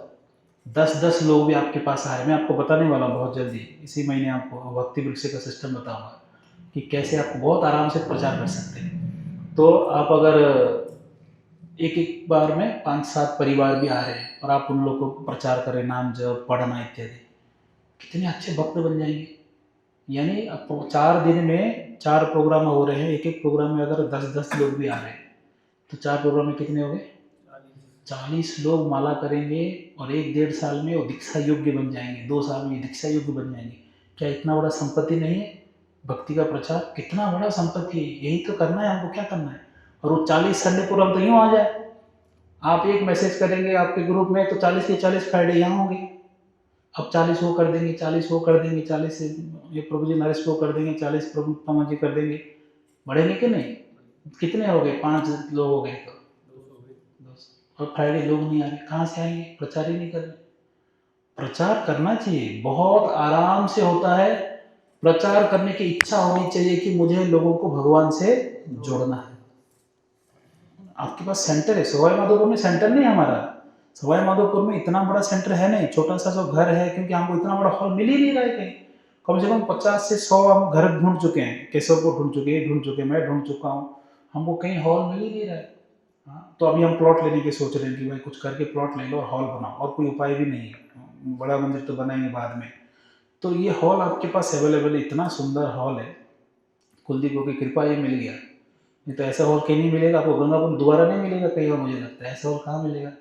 बढ़िया हॉल मिला है तो इसको यूटिलाइज करो, ये भरो इसको, 200 लोग में भरिए, पर आपको मेहनत करना पड़ेगा, आराम से नहीं आएगा। सूरत के हमारे एक प्रभु जी है, मूर्तिमान प्रभु, सुने होंगे ना, बहुत धनी व्यक्ति है, हाँ व्यापारी है, धनी है, और परिवार अच्छा है, वो उनके उम्र, वो अभी भी यंग है, ज़्यादा उम्र नहीं है, बट वो जब यंग थे बिल्कुल आप लोग की उम्र में, वो कहते हैं कि वो जब प्रचार में जाते थे, प्रोग्राम करके लेट आते थे रात को, कभी 10-11 बज गया, तो पत्नी भक्त नहीं थी उस टाइम पे, दरवाज़ा नहीं खोलती थी कि क्यों लेट आते हो, और रात भर बाहर सोते थे। कई बार ऐसे हुआ है।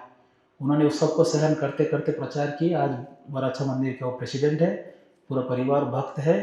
और आज अभी मैं गया था इस बार कथा करने, तो उन्होंने अपना प्रोजेक्ट दिखा रहे थे, 100 करोड़ का एक बहुत बड़ा प्रोजेक्ट वो इनोवेट कर रहे हैं। जमीन मिल गया है, भूमि पूजन होगी, कंस्ट्रक्शन चालू हो रहा है। उस टाइम को मेहनत की, आज वो इतना प्रचार कर रहे हैं, हम क्यों नहीं कर सकते? हर एक व्यक्ति प्रचार करना चाहिए। हमको बोलने की इतना इच्छा है तो लोगों के सामने बोलिए ना, लोगों के सामने बोलिए। मैं इसीलिए कई बार कहता हूँ ना, जैसे कि पुराने भक्त आपस में बैठकर क्लास कर दी, मैं मना करता हूँ। क्यों? क्योंकि आप रिलैक्स हो जाओ कि हमारे पास बहुत सारे भक्त है, बढ़िया वैष्णव संगत है। नहीं, हमारे पास कोई है ही नहीं। भक्त कोई है इधर? कोई नहीं है, जीरो है। भक्त बनाना है, इसलिए हर एक व्यक्ति एक एक सैनिक बन के निकलो बाहर, भक्त बनाओ। देखो, क्रिश्चियन मिशनरीज बकवास पढ़ाते हैं, उनका सिद्धांत सब गड़बड़ है, कोई सिद्धांत करके है नहीं। मुस्लिम लोग का कोई सिद्धांत है, वो भी बकवास है। ये दोनों बकवास वाले मिशनरी पूरा मिशन को लिखकर ढंग से वो प्लानिंग करके, इंडिया में कितने क्रिश्चियन चर्च बनाए, आप साउथ में जाओ, हर गली में एक चर्च मिलेगा। वो मिशनरी बेकार के बातों के लिए उन्होंने एक प्रोजेक्ट बनाकर प्रोफेशनली काम करते हैं। हमारे पास गीता भागवत है, हमको जीव को भगवान से जोड़कर उसको मुक्त करने की बात करते हैं। हम क्यों मेहनत नहीं करते प्रोफेशनली? हमको ढीला डाला हो जाता है, ठीक है जो आ गया ठीक है, नहीं आए तो हम नहीं आए। ऐसा क्यों? हमको भी प्रोफेशनली काम करना चाहिए, बिल्कुल मेहनत करना चाहिए। हर एक की जीभ से, हर एक के मुख से एक बार हरि नाम आना ही चाहिए, उसको गीता पढ़ना ही चाहिए, हर एक घर में गीता होना चाहिए। लोग सब फालतू बातें सुनते हैं, यहाँ वहाँ फालतू काम करते हैं, बेकार के काम करते हैं, दुनिया भर के मंदिर घूमते हैं, करते क्या है? कुछ नहीं। कोई प्रगति हो रहा है किसका? कुछ नहीं। इतना क्लैरिटी होना चाहिए। इसलिए आप सबको करो, नरेश क्यों नहीं करते हैं प्रचार? करना चाहिए प्रचार। बोलने की इच्छा है कि नहीं आपके अंदर? मैंने सुना हमारे ग्रुप में सबसे ज़्यादा आप ही बोलते हैं, बहुत अच्छा प्रवक्ता है, तो आपको कथा करना चाहिए, है कि नहीं? कैलाश लोग कथा करना चाहिए इनको।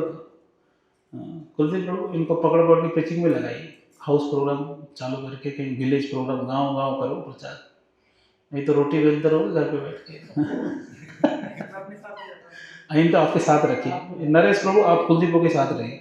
जब तक आप प्रवचन देने में एक्सपर्ट ना हो, जब दूसरा प्रीचिंग आप चालू ना कर पाओ, तब तक उनको साथ दीजिए, है ना। जितना जहाँ लेके जाते जाइए, खूब प्रचार करिए, मेहनत करिए, माला बांटिए, नाम जप करिए, और इनको बोलने का मौका दीजिए। कुछ विषय दे दीजिए, 5 मिनट बोलना है, हरि नाम के ऊपर बोलना है, उनको बोलने दीजिए। ऐसा करके सबको बड़ा होना पड़ेगा ना। हमेशा बच्चे बन के गोद में बैठे रहेंगे तो कैसे होगा? कोई बच्चा है गोद में बैठेगा, माँ मैं गोद में बैठूंगी, मैं खिलाते रहेगा, 10 साल हो गए, 15 साल हो गए, चल ही नहीं पाएगा तो कैसे चलेगा भाई? बचपन में ठीक है, गोद में ले लिया, फिर भागो, खुद चलो, खुद मेहनत करो। ऐसा है, प्रचार सबको करना है। हम केवल गाइड कर सकते हैं, रास्ता दिखा सकते हैं, पर करना किसको है? हम लोग को करना है। अब हम छोटे सेंटर में अगर हम लोग प्रीचिंग करके लोग नहीं बढ़ाएंगे, बड़ा मंदिर बनेंगे, कहाँ से भक्त लाओगे सेवा के लिए? विग्रह लाने के बाद केवल ठाकुर जी की सेवा में 100 दीक्षित भक्त चाहिए। हमारे मीरा रोड मंदिर बनते 100 गृहस्थ भक्त जुड़े हुए हैं। कितने? 100। 9 बज गया ना, ठीक है, 2-3 मिनट और बस, तो लगाइए। तो भोग उनको बोले ना, पूजा करिए, भोग लगाइए। तो आप कथा सुनिए बैठ के। वो ऑलरेडी सीनियर भक्त है, दीक्षित, सब जानते, सारा ज्ञान है। देखो उनका सर 3 सर के बराबर है। तो आप अभी 1 सर वाले, आप सुनो बैठ के। तो इसलिए हम लोगों को क्या करना चाहिए? गीता भागवत पढ़ना चाहिए। अच्छा, एक बार भी कोई महामंत्र ले ले तो क्या होगा? अब हमारे गंगापुर, हिंडोन और मलाना डूंगर, इस सारे कथाओं में कम से कम 3-4 हज़ार लोग तो महामंत्र जप कर लिए, 2-2 बार, 3-3 बार हम जप कराई दी। अब थोड़ा भक्ति करने से क्या होता है? देखिए गीता में ठाकुर जी क्या कहते हैं, मेरे पीछे उच्चारण करिए। नेहा विक्रमणा स्वस्ति, नेहा विक्रमणा स्वस्ति, प्रत्यवायो न विद्यते, प्रत्यवायो न विद्यते, स्वल्पमप्यस्य धर्मस्य, धर्मस्य त्रायते महतो भयात्। त्रायते महतो भयात्। इस प्रयास में, कौन से प्रयास? भक्ति वाले प्रयास। इस प्रयास में ना तो हानि होती है, ना ही ह्रास, अपितु इस पथ पर को की गई अल्प प्रगति भी महान भय से रक्षा कर सकती है। अल्प प्रगति यानी अगर कोई एक बार हरे कृष्णा बोल दिया, एक माला जप कर लिया, महान भय से भी बच सकता है। कौन से महान भय से बच सकता है? कभी उसका एक्सीडेंट होने वाला है, बच जाएगा, ऐसा नहीं। कौन से महान भय? पशु योनि में जाने की भय से बच जाएगा, नरक में जाने की भय से, वो महान भय है। यहाँ तो होता रहता है घटनाएं, पर उसका नीचे की योनि में जाने की भय से वो बच जाएगा, क्योंकि महामंत्र जपा। इसलिए उसको अगले जन्म में कौन सी योनि मिलेगा? मनुष्य योनि ही मिलेगा, क्योंकि उसको भक्ति में आगे बढ़ाना है। इतना गारंटी दिया जा रहा है यहाँ। इसलिए हम लोग को एक बार, हमारी अभी प्रोजेक्ट माधोपुर में हम चालू किए, एक बार हरेक के मुख से महामंत्र आना चाहिए, हरेक के मुख से। हमारा अभी वहाँ कीर्तन हर गली में करते हैं, 10-15 लोग मिलके जो टीम एक कर हर गली में करते हैं। एक ग्रुप तो एक ही जगह करते हैं, जो 30-40 लोग आते हैं, और हर जगह कीर्तन हर एक के कान में महामंत्र पढ़ना चाहिए, हर एक के मुख से महामंत्र आना चाहिए। अब हम स्कूल प्रीचिंग चालू करने वाले हैं, आप लोग का हेल्प चाहिए इसमें। स्कूल, हर एक स्कूल में जहाँ सारे बच्चे इकट्ठा होते हैं, वहाँ जाके सबसे महामंत्र बुलवाइए, गीता का प्रवचन 10 मिनट दीजिए, और एक माला जप करा दिए तो बढ़िया, और प्रसाद बांटिए, सूखा लड्डू वगैरह कुछ। और ऐसे करेंगे तो क्या होगा, पूरे के पूरे उस शहर के बच्चे तो स्कूल में मिलेंगे, घर में कौन मिलेगा? हजारों बच्चों को एक साथ में महामंत्र करा सकते हैं। इससे बड़ा मौका नहीं मिलेगा। और गंगापुर, सवाई माधोपुर, करौली जैसे स्थान में, हिंडौन जैसे स्थान में कोई स्कूल मना भी नहीं करेगा, धार्मिक कार्यक्रमों के लिए कोई मना नहीं करेगा। इसका लाभ हमको उठाना चाहिए। उसके लिए पढ़े लिखे लोग चाहिए, अपना डिग्री बोलना पड़ेगा कि मैं ये हूँ, इसलिए भी सिखाना चाहता हूँ। नहीं तो अनपढ़ जाएंगे, बोल देंगे क्या क्या पढ़ाने वाला है, वो घबरा जाएंगे, हमारे बच्चों को क्या सिखा देगा। आपको डिग्री बोलना पड़ेगा, मैं ये हूँ, मेरा ये प्रोफेशन है, मैं प्रोफेसर हूँ, मैं पढ़ा लिखा हूँ, और हम गीता से मोरल वैल्यू सिखाना चाहते हैं। तब वो सीरियसली लेंगे कि देखो इसमें पढ़े लिखे लोग कुछ ढंग से कुछ तो बताएगा, वो क्लैरिटी रहेगा उसके मन में, जो आपको परमिशन देगा। करिए आप लोग पढ़े लिखे, उसका उपयोग करना चाहिए, है कि नहीं। और बाकी स्कूल कॉलेज के बाद जैसे कि हमारे हॉस्टल हो गए, लाइब्रेरी हो गई, ऐसी जगह करो, और हर जगह महामंत्र को प्रायोरिटी, हरे कृष्णा चाहिए कि नहीं। इतने एजुकेटेड लोग बैठे हैं, हम जैसे अनपढ़ लोग प्रचार के लिए कूद रहे हैं, जो पढ़े लिखे आदमी लोग सामने साइलेंटली बैठे। बताइए हम कहाँ कहाँ जा सकते हैं? आप लोग जा सकते हैं, ये जा सकते हैं, पढ़े लिखे इंजीनियर है, कल फाइनल ईयर अगले अगले साल, वो जा सकते हैं। तो इसलिए जाइए और अपने पूरे योग्यता को काम पर लगाइए, तभी जाके कुछ हो सकता है। ठीक है, इसमें और क्या कहते हैं, भोग तैयार हो गया होगा, 7-8 बजे तक क्लियर करके भोग लगा रहा है, 9-9 बजे तक रहेंगे तो कैसे होगा। इस मार्ग पर चलते आप माता जी को क्यों कुकिंग में नहीं भेजते? आज नहीं है, रहते हैं ना इधर, कुकिंग में आना चाहिए आप लोग को। मेरे साथ आती है तो थोड़ा आप कोई व्यवस्था करिए, व्यवस्था करिए कुकिंग के लिए। आप लोग 2 बजे, क्योंकि मैं अभी इनको एक नया चीज़ बता के रखा हूँ, हर संडे अलग मेनू, 1 साल तक रिपीट नहीं होना चाहिए। क्योंकि जब देखो आलू टमाटर ढूंढते रहो, आलू उसमें मिलता ही नहीं आलू, तो इसलिए मैं अभी डांटा हूँ कि हर फ्राइडे अलग मेनू होना चाहिए, अलग मेनू, और रिपीट नहीं, 1 साल तक रिपीट नहीं करेंगे। पूरी कॉमन हो सकता है और सब्जियां बदल सकते हैं, मिठाई बदल सकते हैं, ऐसे। तो इसलिए आज तो आलू ही है मेरे ख्याल से चेंज तो ये मेनू आने वाला है अभी। मेनू मैं उनको बोला हूँ, राधा है ना छोटी बेटी, राजू को, कृष्ण राधा, उनको बोला हूँ कि कहाँ से ढूंढना है ढूंढो, यूट्यूब से ढूंढो, जहाँ से ढूंढो लिस्ट लो, लिस्ट इनको दो, तो ये बनाएंगे हर बार।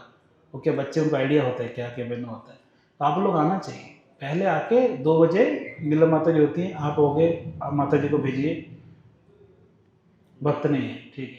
कैलाश को भी अगर फ्री है तो आ जाइए, 2-3 पुरुष लोग भी रहे तो अच्छा है, कोई सामान जरूरत पड़ गया, भागा दौड़ी कुछ ऐसा, और बनाइए, बढ़िया भोग लगाइए, व्यवस्था करेंगे तो अच्छा है, नहीं तो कैसे चलेगा। प्रभुपाद जी क्या मेनू बताते हैं, आप सुनेंगे तो घबरा जाएंगे। मैं उधमपुर गया था, उधमपुर में मंदिर में एक पोस्टर लगा हुआ था, प्रभुपाद जी की एक लेटर, एक चिट्ठी लगा हुआ था, उसमें प्रभुपाद जी क्या कहते हैं, बोलते हैं जो भी मंदिर में आया पहली बार नया, उसको पूरी सब्जी दाल पकोड़े पूरा लिस्ट लिखते हो, इतने चीजें उसको फिस्ट खिलाओ, और खत्म हो गया तो दिन भर एक हलवाई तैयार होना चाहिए जो बार बार बनाते रहे, पर कोई भूखा नहीं जाना चाहिए। और डेली की कह रहे हैं, हम संडे तो खिला दो, फ्राइडे तो खिला दो कम से कम, हफ्ते में एक दिन तो खिला दो, डेली नहीं खिला पा रहे हैं।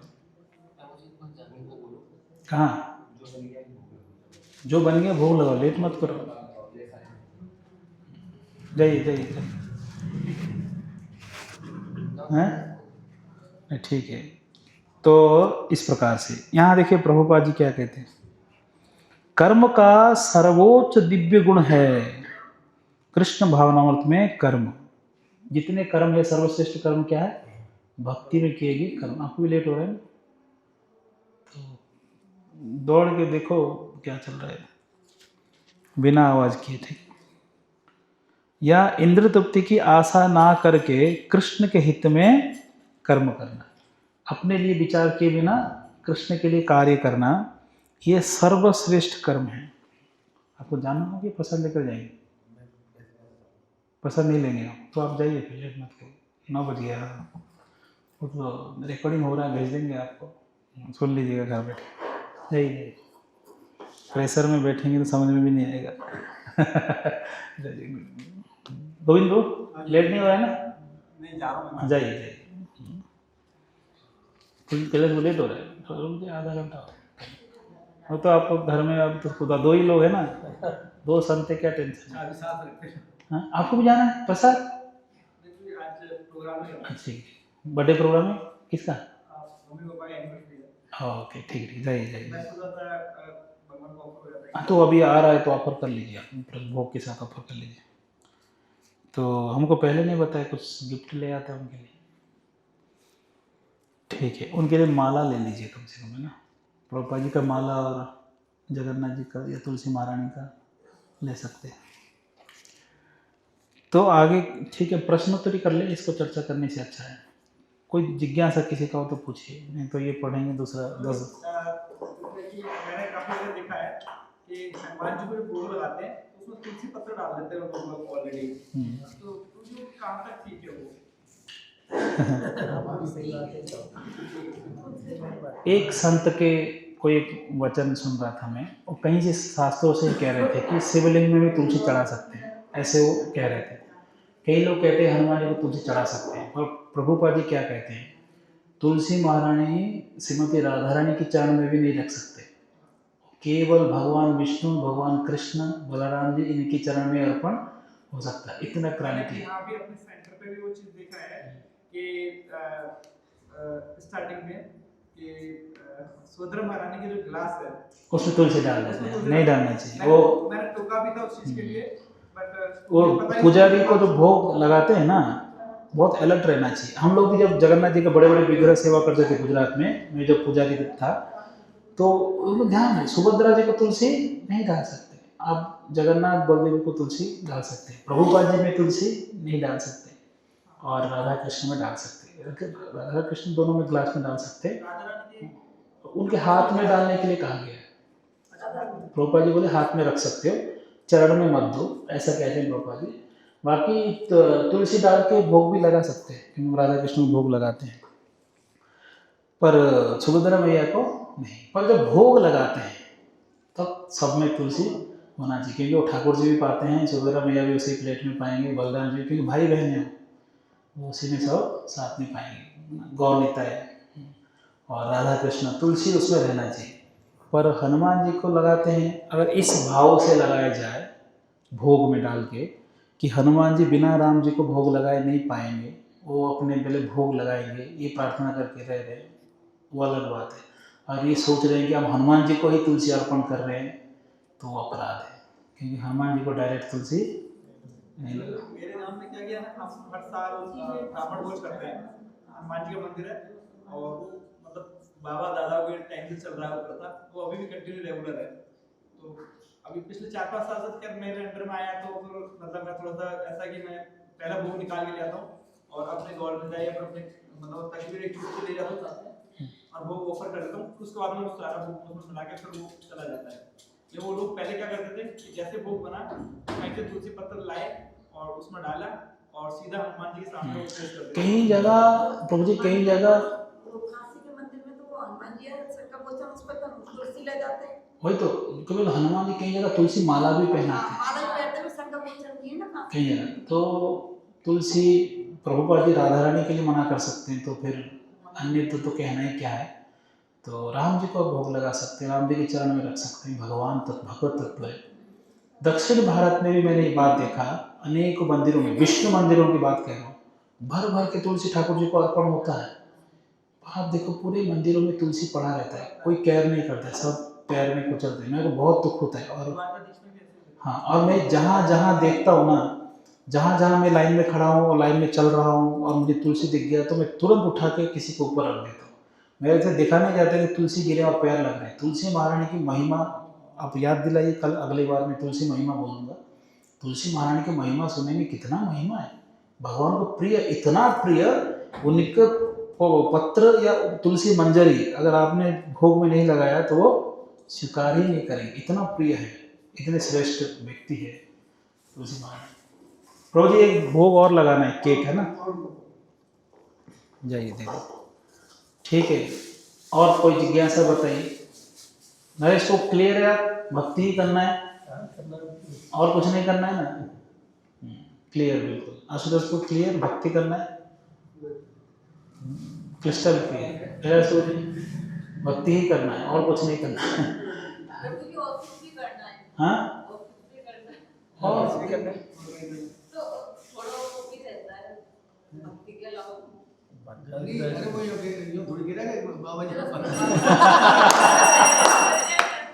जय जगन्नाथ।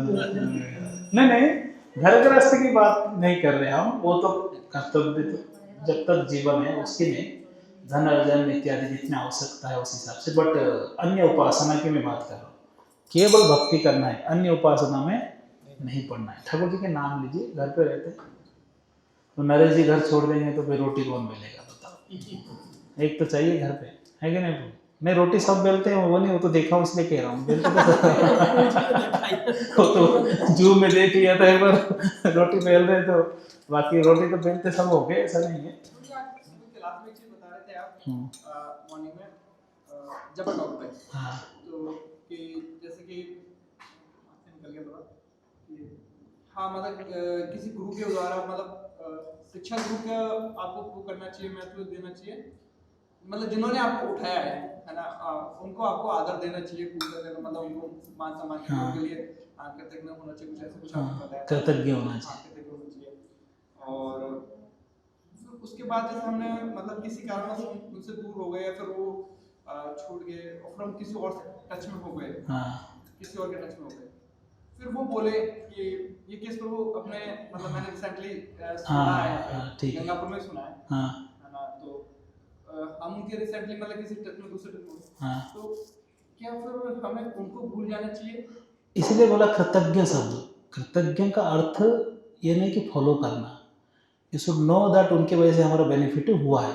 अभी देखिए इस्कॉन के सिस्टम ऐसा है, आप फॉर एग्जाम्पल आप सोचो दिल्ली शिफ्ट हो गए, अब दिल्ली में कोई भक्त लोग बोल रहे हैं कि ऐसे सेवा करना है, ऐसे करना है, तो आप क्या करेंगे? बार बार शिक्षा गुरु को पूछेंगे कि ये सेवा ऐसे करेंगे। शिक्षा गुरु क्या चाहते हैं? शिक्षा गुरु नहीं, यहाँ मैं कह रहा हूँ जो भक्ति में लाए, जो हमारे लिए किए, वो चाहते क्या है? हम अच्छे से भक्ति करें, सेवा करें, प्रभुपाद जी की संस्था में रहे। तो कभी भी शिक्षा गुरु, और इंग्लिश में कहते हैं शिक्षा गुरु और सर्विस अथॉरिटी, इसमें हमको कभी भी कंफ्यूज नहीं होना चाहिए। सर्विस अथॉरिटी अलग होते हैं, शिक्षा गुरु अलग हो सकते हैं, दोनों कभी कभी एक भी हो सकते हैं। जैसे कि शिक्षा गुरु कौन है? जो आपके भक्ति में आपको उठाए हैं, अभी तक गाइड कर रहे हैं आपको उठाने के लिए, एक शिक्षा गुरु है। एक होते पथ प्रदर्शक गुरु, आपको इस्कॉन में लेकर आ गए, बता दिए कि ऐसे थोड़ा बहुत रास्ता दिखाए, पर आपके जीवन की जिम्मेदारी उनके पास नहीं। शिक्षा गुरु वो है, शिक्षा गुरु हमारे गुरु महाराज कहते हैं, कोई ये शिक्षा गुरु आसान बात नहीं है, ये सबकी बस की बात भी नहीं है, मॉनिटर की तरह होते जनरली। हम शिक्षा गुरु क्या करते हैं? उस व्यक्ति को भक्ति में उठाते भी हैं, पूरे भक्ति की जिम्मेदारी वो लेते हैं उनको उठाना। दीक्षा गुरु की आज्ञा वो फॉलो कर रहा है कि नहीं, उनके टेंशन होता है, वो एक शिक्षा गुरु का रोल होता है। तो शिक्षा गुरु शिक्षा दे रहा है, पर क्या जरूरी है हर बार हर एक जगह शिक्षा गुरु ही हमारा सर्विस अथॉरिटी हो? ऐसा संभव नहीं। इसलिए हमको पता होना चाहिए कि शिक्षा गुरु के अनुसार भक्ति करते हुए भी हमारे सेवा कैसे दिया जाता है, इस्कॉन हमारे प्रोसीजर के अनुसार उसको भी फॉलो करना है। इसलिए दोनों को आदर करना है। इसमें इनके फॉलो कर रहे हैं, इनके हिसाब से सेवा कर रहे, इसका अर्थ नहीं शिक्षा गुरु को हम भूल जाए या उनके बात ना माने, ऐसा नहीं है। ऐसा कि वो सर्विस, वो क्या चाहते हैं शिक्षा गुरु, ये कहीं ना कहीं जैसे शास्त्र स्वरूप में शिक्षा गुरु है, पर मैं किसके अंडर हूँ? पंचरत्न के अंडर हूँ। फॉलो किसको करता हूँ? 100% पंचरत्न को करता हूँ। सिस्टम कैसे हमको सेवा करना, हर चीज़ उनको रिपोर्ट करता हूँ। शास्त्र को चाहते क्या है कि मैं इस्कॉन में रहूं, प्रभुपाद जी के मिशन में रहूं, गुरु की आज्ञा का पालन करता रहूं, भक्ति करता रहूं और हमारे अथॉरिटी के अंदर में नियम से चलूं। वो ऐसे चाहते हैं। अगर मैं इससे बाहर निकलूं तो इंटरफेयर करेंगे कि आप क्यों गड़बड़ कर रहे हैं, उनका इंटरफेरेंस तब आता है। ऐसा है, तो इसको क्लैरिटी होना चाहिए, ऐसा नहीं भूल जाना चाहिए। शिक्षा गुरु को नहीं भूल सकते। अगर शिक्षा गुरु है, पथ प्रदर्शन किया है, कई बार रिस्पॉन्स से जोड़ते हैं, but he is not responsible for your life, वो अलग मैटर है। या तो आप किसी से गाइडेंस ले रहे थे बट आपको लगा कि बहुत अब इनसे गाइडेंस नहीं लेना चाहिए, अब किसी और दूसरे से लेना है, या आपको कोई ऐसे योग्य व्यक्ति मिल गया जिनसे आप गाइडेंस लेना चाहते हैं, देन आप उनसे गाइडेंस ले सकते हैं, इनको बोलकर कि मैं अभी यहाँ ज़्यादा सुइटेबल है। जैसे जनरली मंदिर चेंज होने से समस्याएं होते हैं, टेम्पल चेंज करते हैं ना लोग, सिटी चेंज करते हैं, तो ये समस्या होती है कि अब गाइडेंस के लिए जो व्यक्ति सिलवासा में जितने लोग को भक्त बनाया, कम कम 1000 लोग होंगे कम से कम, दमन सिलवासा वापी में, पर मैं डायरेक्टली प्रेजेंट नहीं हूँ, मैं गाइड नहीं कर सकता।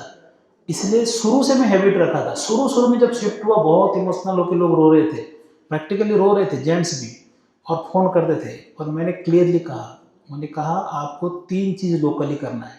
आपको नित्य सेवा लोकली देना है, फिजिकली सेवा लोकली करना है, और लोकल मॉर्निंग प्रोग्राम वगैरह अटेंड करके लोकल आपको कनेक्ट होने, सेवा भी लोकली करना है। कभी ऐसे इमरजेंसी आए कि मेरा गाइडेंस चाहिए तो फ़ोन करो। इसीलिए मुझे फ़ोन तभी आता है जब धर्म संकट में आ जाता है, अब क्या करना है। पूरे के पूरे टोटल 100% में एक को भी मैं अटका के नहीं रखा हूँ। 1-2 है जो रहा नहीं जाता है तो आ जाते हैं, जैसे 19 तूफान को आ गए है ना, कभी वो और बच्चे 2 और बच्चे आ रहे हैं 14 तारीख को, ऐसे कहीं गिने चुने आ जाते हैं। बट मैं मोस्टली बोलता हूँ लोकली बी कनेक्टेड, मैं गाइड भी नहीं करता हूँ। बोलते हैं कि आप जान लिए क्या करना है, मैं समझा दिया, वहाँ आप गाइडेंस लो। तूफान प्रो को तो एक दिन 1 घंटा समझाया कि आप वहाँ के लोकल एक ब्रह्मचारी है, सीनियर है, वो मेरे मित्र है, उनसे गाइडेंस लो। मैंने ऐसे समझा है कि वो रो रहे थे कि प्रभु जी मुझे त्याग दिए। फिर अगले बार समझाना पड़ा, इसको त्यागना नहीं कहते हैं, इसको क्या कहते हैं, लोकली कनेक्ट करना। आपको वहाँ टाई अप कर रहा हूँ क्योंकि मेरे अनुपस्थिति में आप क्या कर रहे हो मैं तो देख नहीं रहा हूँ, वो देख रहे ना। और आपको कोई सेवा चाहिए, गाइडेंस चाहिए, मिलना है, अपना दुख बताना है, जो भी हो आपको तो वो करेंगे, उसको वहाँ मांगो। तब उनको दिमाग ठंडा होने में महीनों लग गए कि अब इसको इसी ऐसे चलना। फिर उनको बुलाया, भागवत कथा कराए, उनसे गाइडेंस, अब रेगुलर प्रोग्राम भी कराए। तो मैंने बोला ऐसा नहीं होता है कि अब इसमें क्या होता है, अगर मैं ड्रॉप हो गया ना इस्कॉन से, तो अगर मैं जो व्यक्ति मेरे से अटैच है वो ड्रॉप हो जाते हैं, ये गलत बात है। मेरा पतन हो गया तो सबका पतन हो जाए, ये कोई बात है क्या? नहीं। उनको ऐसे टाई अप करो कि आपके अनुपस्थिति में भी वो टिके रहे। ऐसे जहाँ है, जिस मंदिर में एक माता जी, बड़ी माता जी, वैकुंठ माता जी, वो अभी आसाम में है, जहाँ वो माता जी है ना, देवी माँ का मंदिर है, कहाँ है? कामाख्या माता जी। और शहर का नाम क्या है? गुवाहाटी में रह रही। वो अभी एम्स के कोई बड़े पोस्ट पे है। वो पहले सिलवासा से जुड़े थे हम लोग से, हम उनके कॉलेज में भी पढ़ाने जाता था, तो उसमें वो लोग भक्त बन गए थे। माता जी धीरे धीरे ग्रोथ की, गाइडेंस मेरे से लेते थे एग्जैक्टली क्या करना है, पर पूरे की पूरी शिक्षा तमिलनाडु से किए, क्योंकि वो साउथ के हैं। भक्ति शास्त्री, भक्ति वैभव, सारा डिग्री सब कुछ लिए, इनिशिएशन हमारे गुरु महाराज से लिए। और वहाँ वो लोग कोई जब तक महाराज के शिष्य सबके सब, पर जब दीक्षा की बात है उन्होंने क्लियरली कहा नहीं, हम हमारे गुरु महाराज जी। फिर उन्होंने भी खुश हो गए, लेटर वगैरह सब हम देकर दीक्षा कराई सिलवासा से। और वो जुड़े कहाँ थे? मैंगलोर। वहाँ से पूरे ट्रेनिंग दी। अब वो भक्ति वैभव पढ़ाते हैं। अब मेरे कल ही मैसेज आया, यूट्यूब लिंक भी भेजे कि मैं भक्ति वैभव पढ़ा रही हूँ, आप कृपा करिए। तो वो मेरे संस्पर्श में है, टच में है, मैं गाइड कर रहा हूँ। बट डे टू डे कहाँ जुड़े हुए, डेली मंगल आरती जाते हैं गुवाहाटी मंदिर में, जगन्नाथ जी हैं, मैं कभी गया नहीं वहाँ। और डेली वीडियो भेजते हैं कि आज मंगल आरती गए, हम सब परिवार जुड़े। मैं तो ओवरसी करना है कि जुड़े हैं कि नहीं, पर डेली गाइडेंस कौन दे सकता है? वो दे सकते हैं। तो वो वहाँ गाइडेंस ले रहे हैं, भक्ति शास्त्री कर दिए, भक्ति वैभव कर लिए, क्या क्या कितने गाइडेंस ले लिए, जो भी क्वेश्चन आंसर कर लिए होंगे, हर क्वेश्चन तो मुझे पूछते नहीं है, पर क्या इसका अर्थ है कि मुझे भूल गए? नहीं। क्या इसका अर्थ है मुझे अपमान कर रहे हैं? नहीं। अब मैं चाहूँगा क्या कि वो जहाँ भी रहे वहाँ खुश रहे, प्रचार करे। वो लेक्चर भी देते हैं माता जी, रेगुलर लेक्चर भी दे, भक्त बने, बीच बीच में खबर ले लेते हैं, कैसे हो, ठीक है, बोला हाँ ठीक, बस उसमें हमको खुशी होनी चाहिए। तो ये क्लैरिटी होना चाहिए। शास्त्र स्वरूप मेरे भाई हैं, पर पता है फ़ोन कब करेंगे? जब बिल्कुल कोई इमरजेंसी काम हो। हमारा भाई की तरह पारिवारिक कॉल कभी नहीं आता है, साल में गिने चुने कॉल आते हैं, 5-6 बार 7 बार आता होगा। और मायापुर वैसे होगा तो उससे भी कम है, उदयपुर वाले गिने चुने कॉल, वो भी काम हो तो भी, हाँ दया ये वाला काम है, नहीं तो नो कॉल, नो नथिंग। वो बहुत वही मैसेज वगैरह आ जाएंगे, कोई अगर कुछ बोलना हो तो मैसेज ग्रुप में डाल देंगे मैसेज, नहीं तो नहीं, वेरी रेयर। और मिलते भी तो बात क्या करते हैं? प्रचार के बारे में। घरेलू बातें कभी डिस्कशन करेंगे नहीं शास्त्र सर को। अगर गलती से हम लोग का कोई अगर लाइट टॉक हो गया, ऐसे थोड़ा मतलब ऐसा कुछ माहौल तुरंत डांट देते हैं। एक बार गंगा नदी में उतर रहे थे कलकत्ता में, अब मैं तब नया नया में आया था, मैं बोला कि हुगली नदी जो कलकत्ता में रहती है, गंगा जी हैं, मैं बोला कि आए तट तक तो चलिए, वहाँ हाथ पैर धो के आ जाते, ऐसे मैंने बोल दिया मजाक में, तो तुरंत डांटने लगे, क्या मूर्ख की जैसा बात करती हो, गंगा जी हैं, हाथ पैर धो के क्या आना है, आचमन करके आना है। मैं बोला कान पकड़े गलती हो, फिर आचमन करके आए, समझ रहे ना। तो ये एज ए गुरु और एज ए शिक्षा गुरु वो बिहेव करते हैं। कथाओं के लिए जब आते हैं माधोपुर, वेरी रेस्पेक्टली बिहेव करता हूँ मैं, उनको वैसे आदर करता हूँ जैसे महाराज जी करता हूँ। इवन मायापुर वैसे को भी साथ में यात्रा जाएंगे तो भी डिस्टेंस मेंटेन करता हूँ, कम बोलता हूँ, उनके कपड़े धो लेता हूँ, सेवा करता हूँ। हालांकि मायापुर वैसे मेरे से 1 साल ही बड़े, 1-1.5 साल बड़े होंगे, बट रेस्पेक्ट गुरु की तरह। तो आदर करते हैं, उनके मूड को कैरी कर रहे हैं, बट फॉलो किसको कर रहे हैं? पंचरत्न को। एग्जैक्टली वो क्या चाहते हैं उस हिसाब से हम लोग करते हैं, उनको रिपोर्ट करते हैं।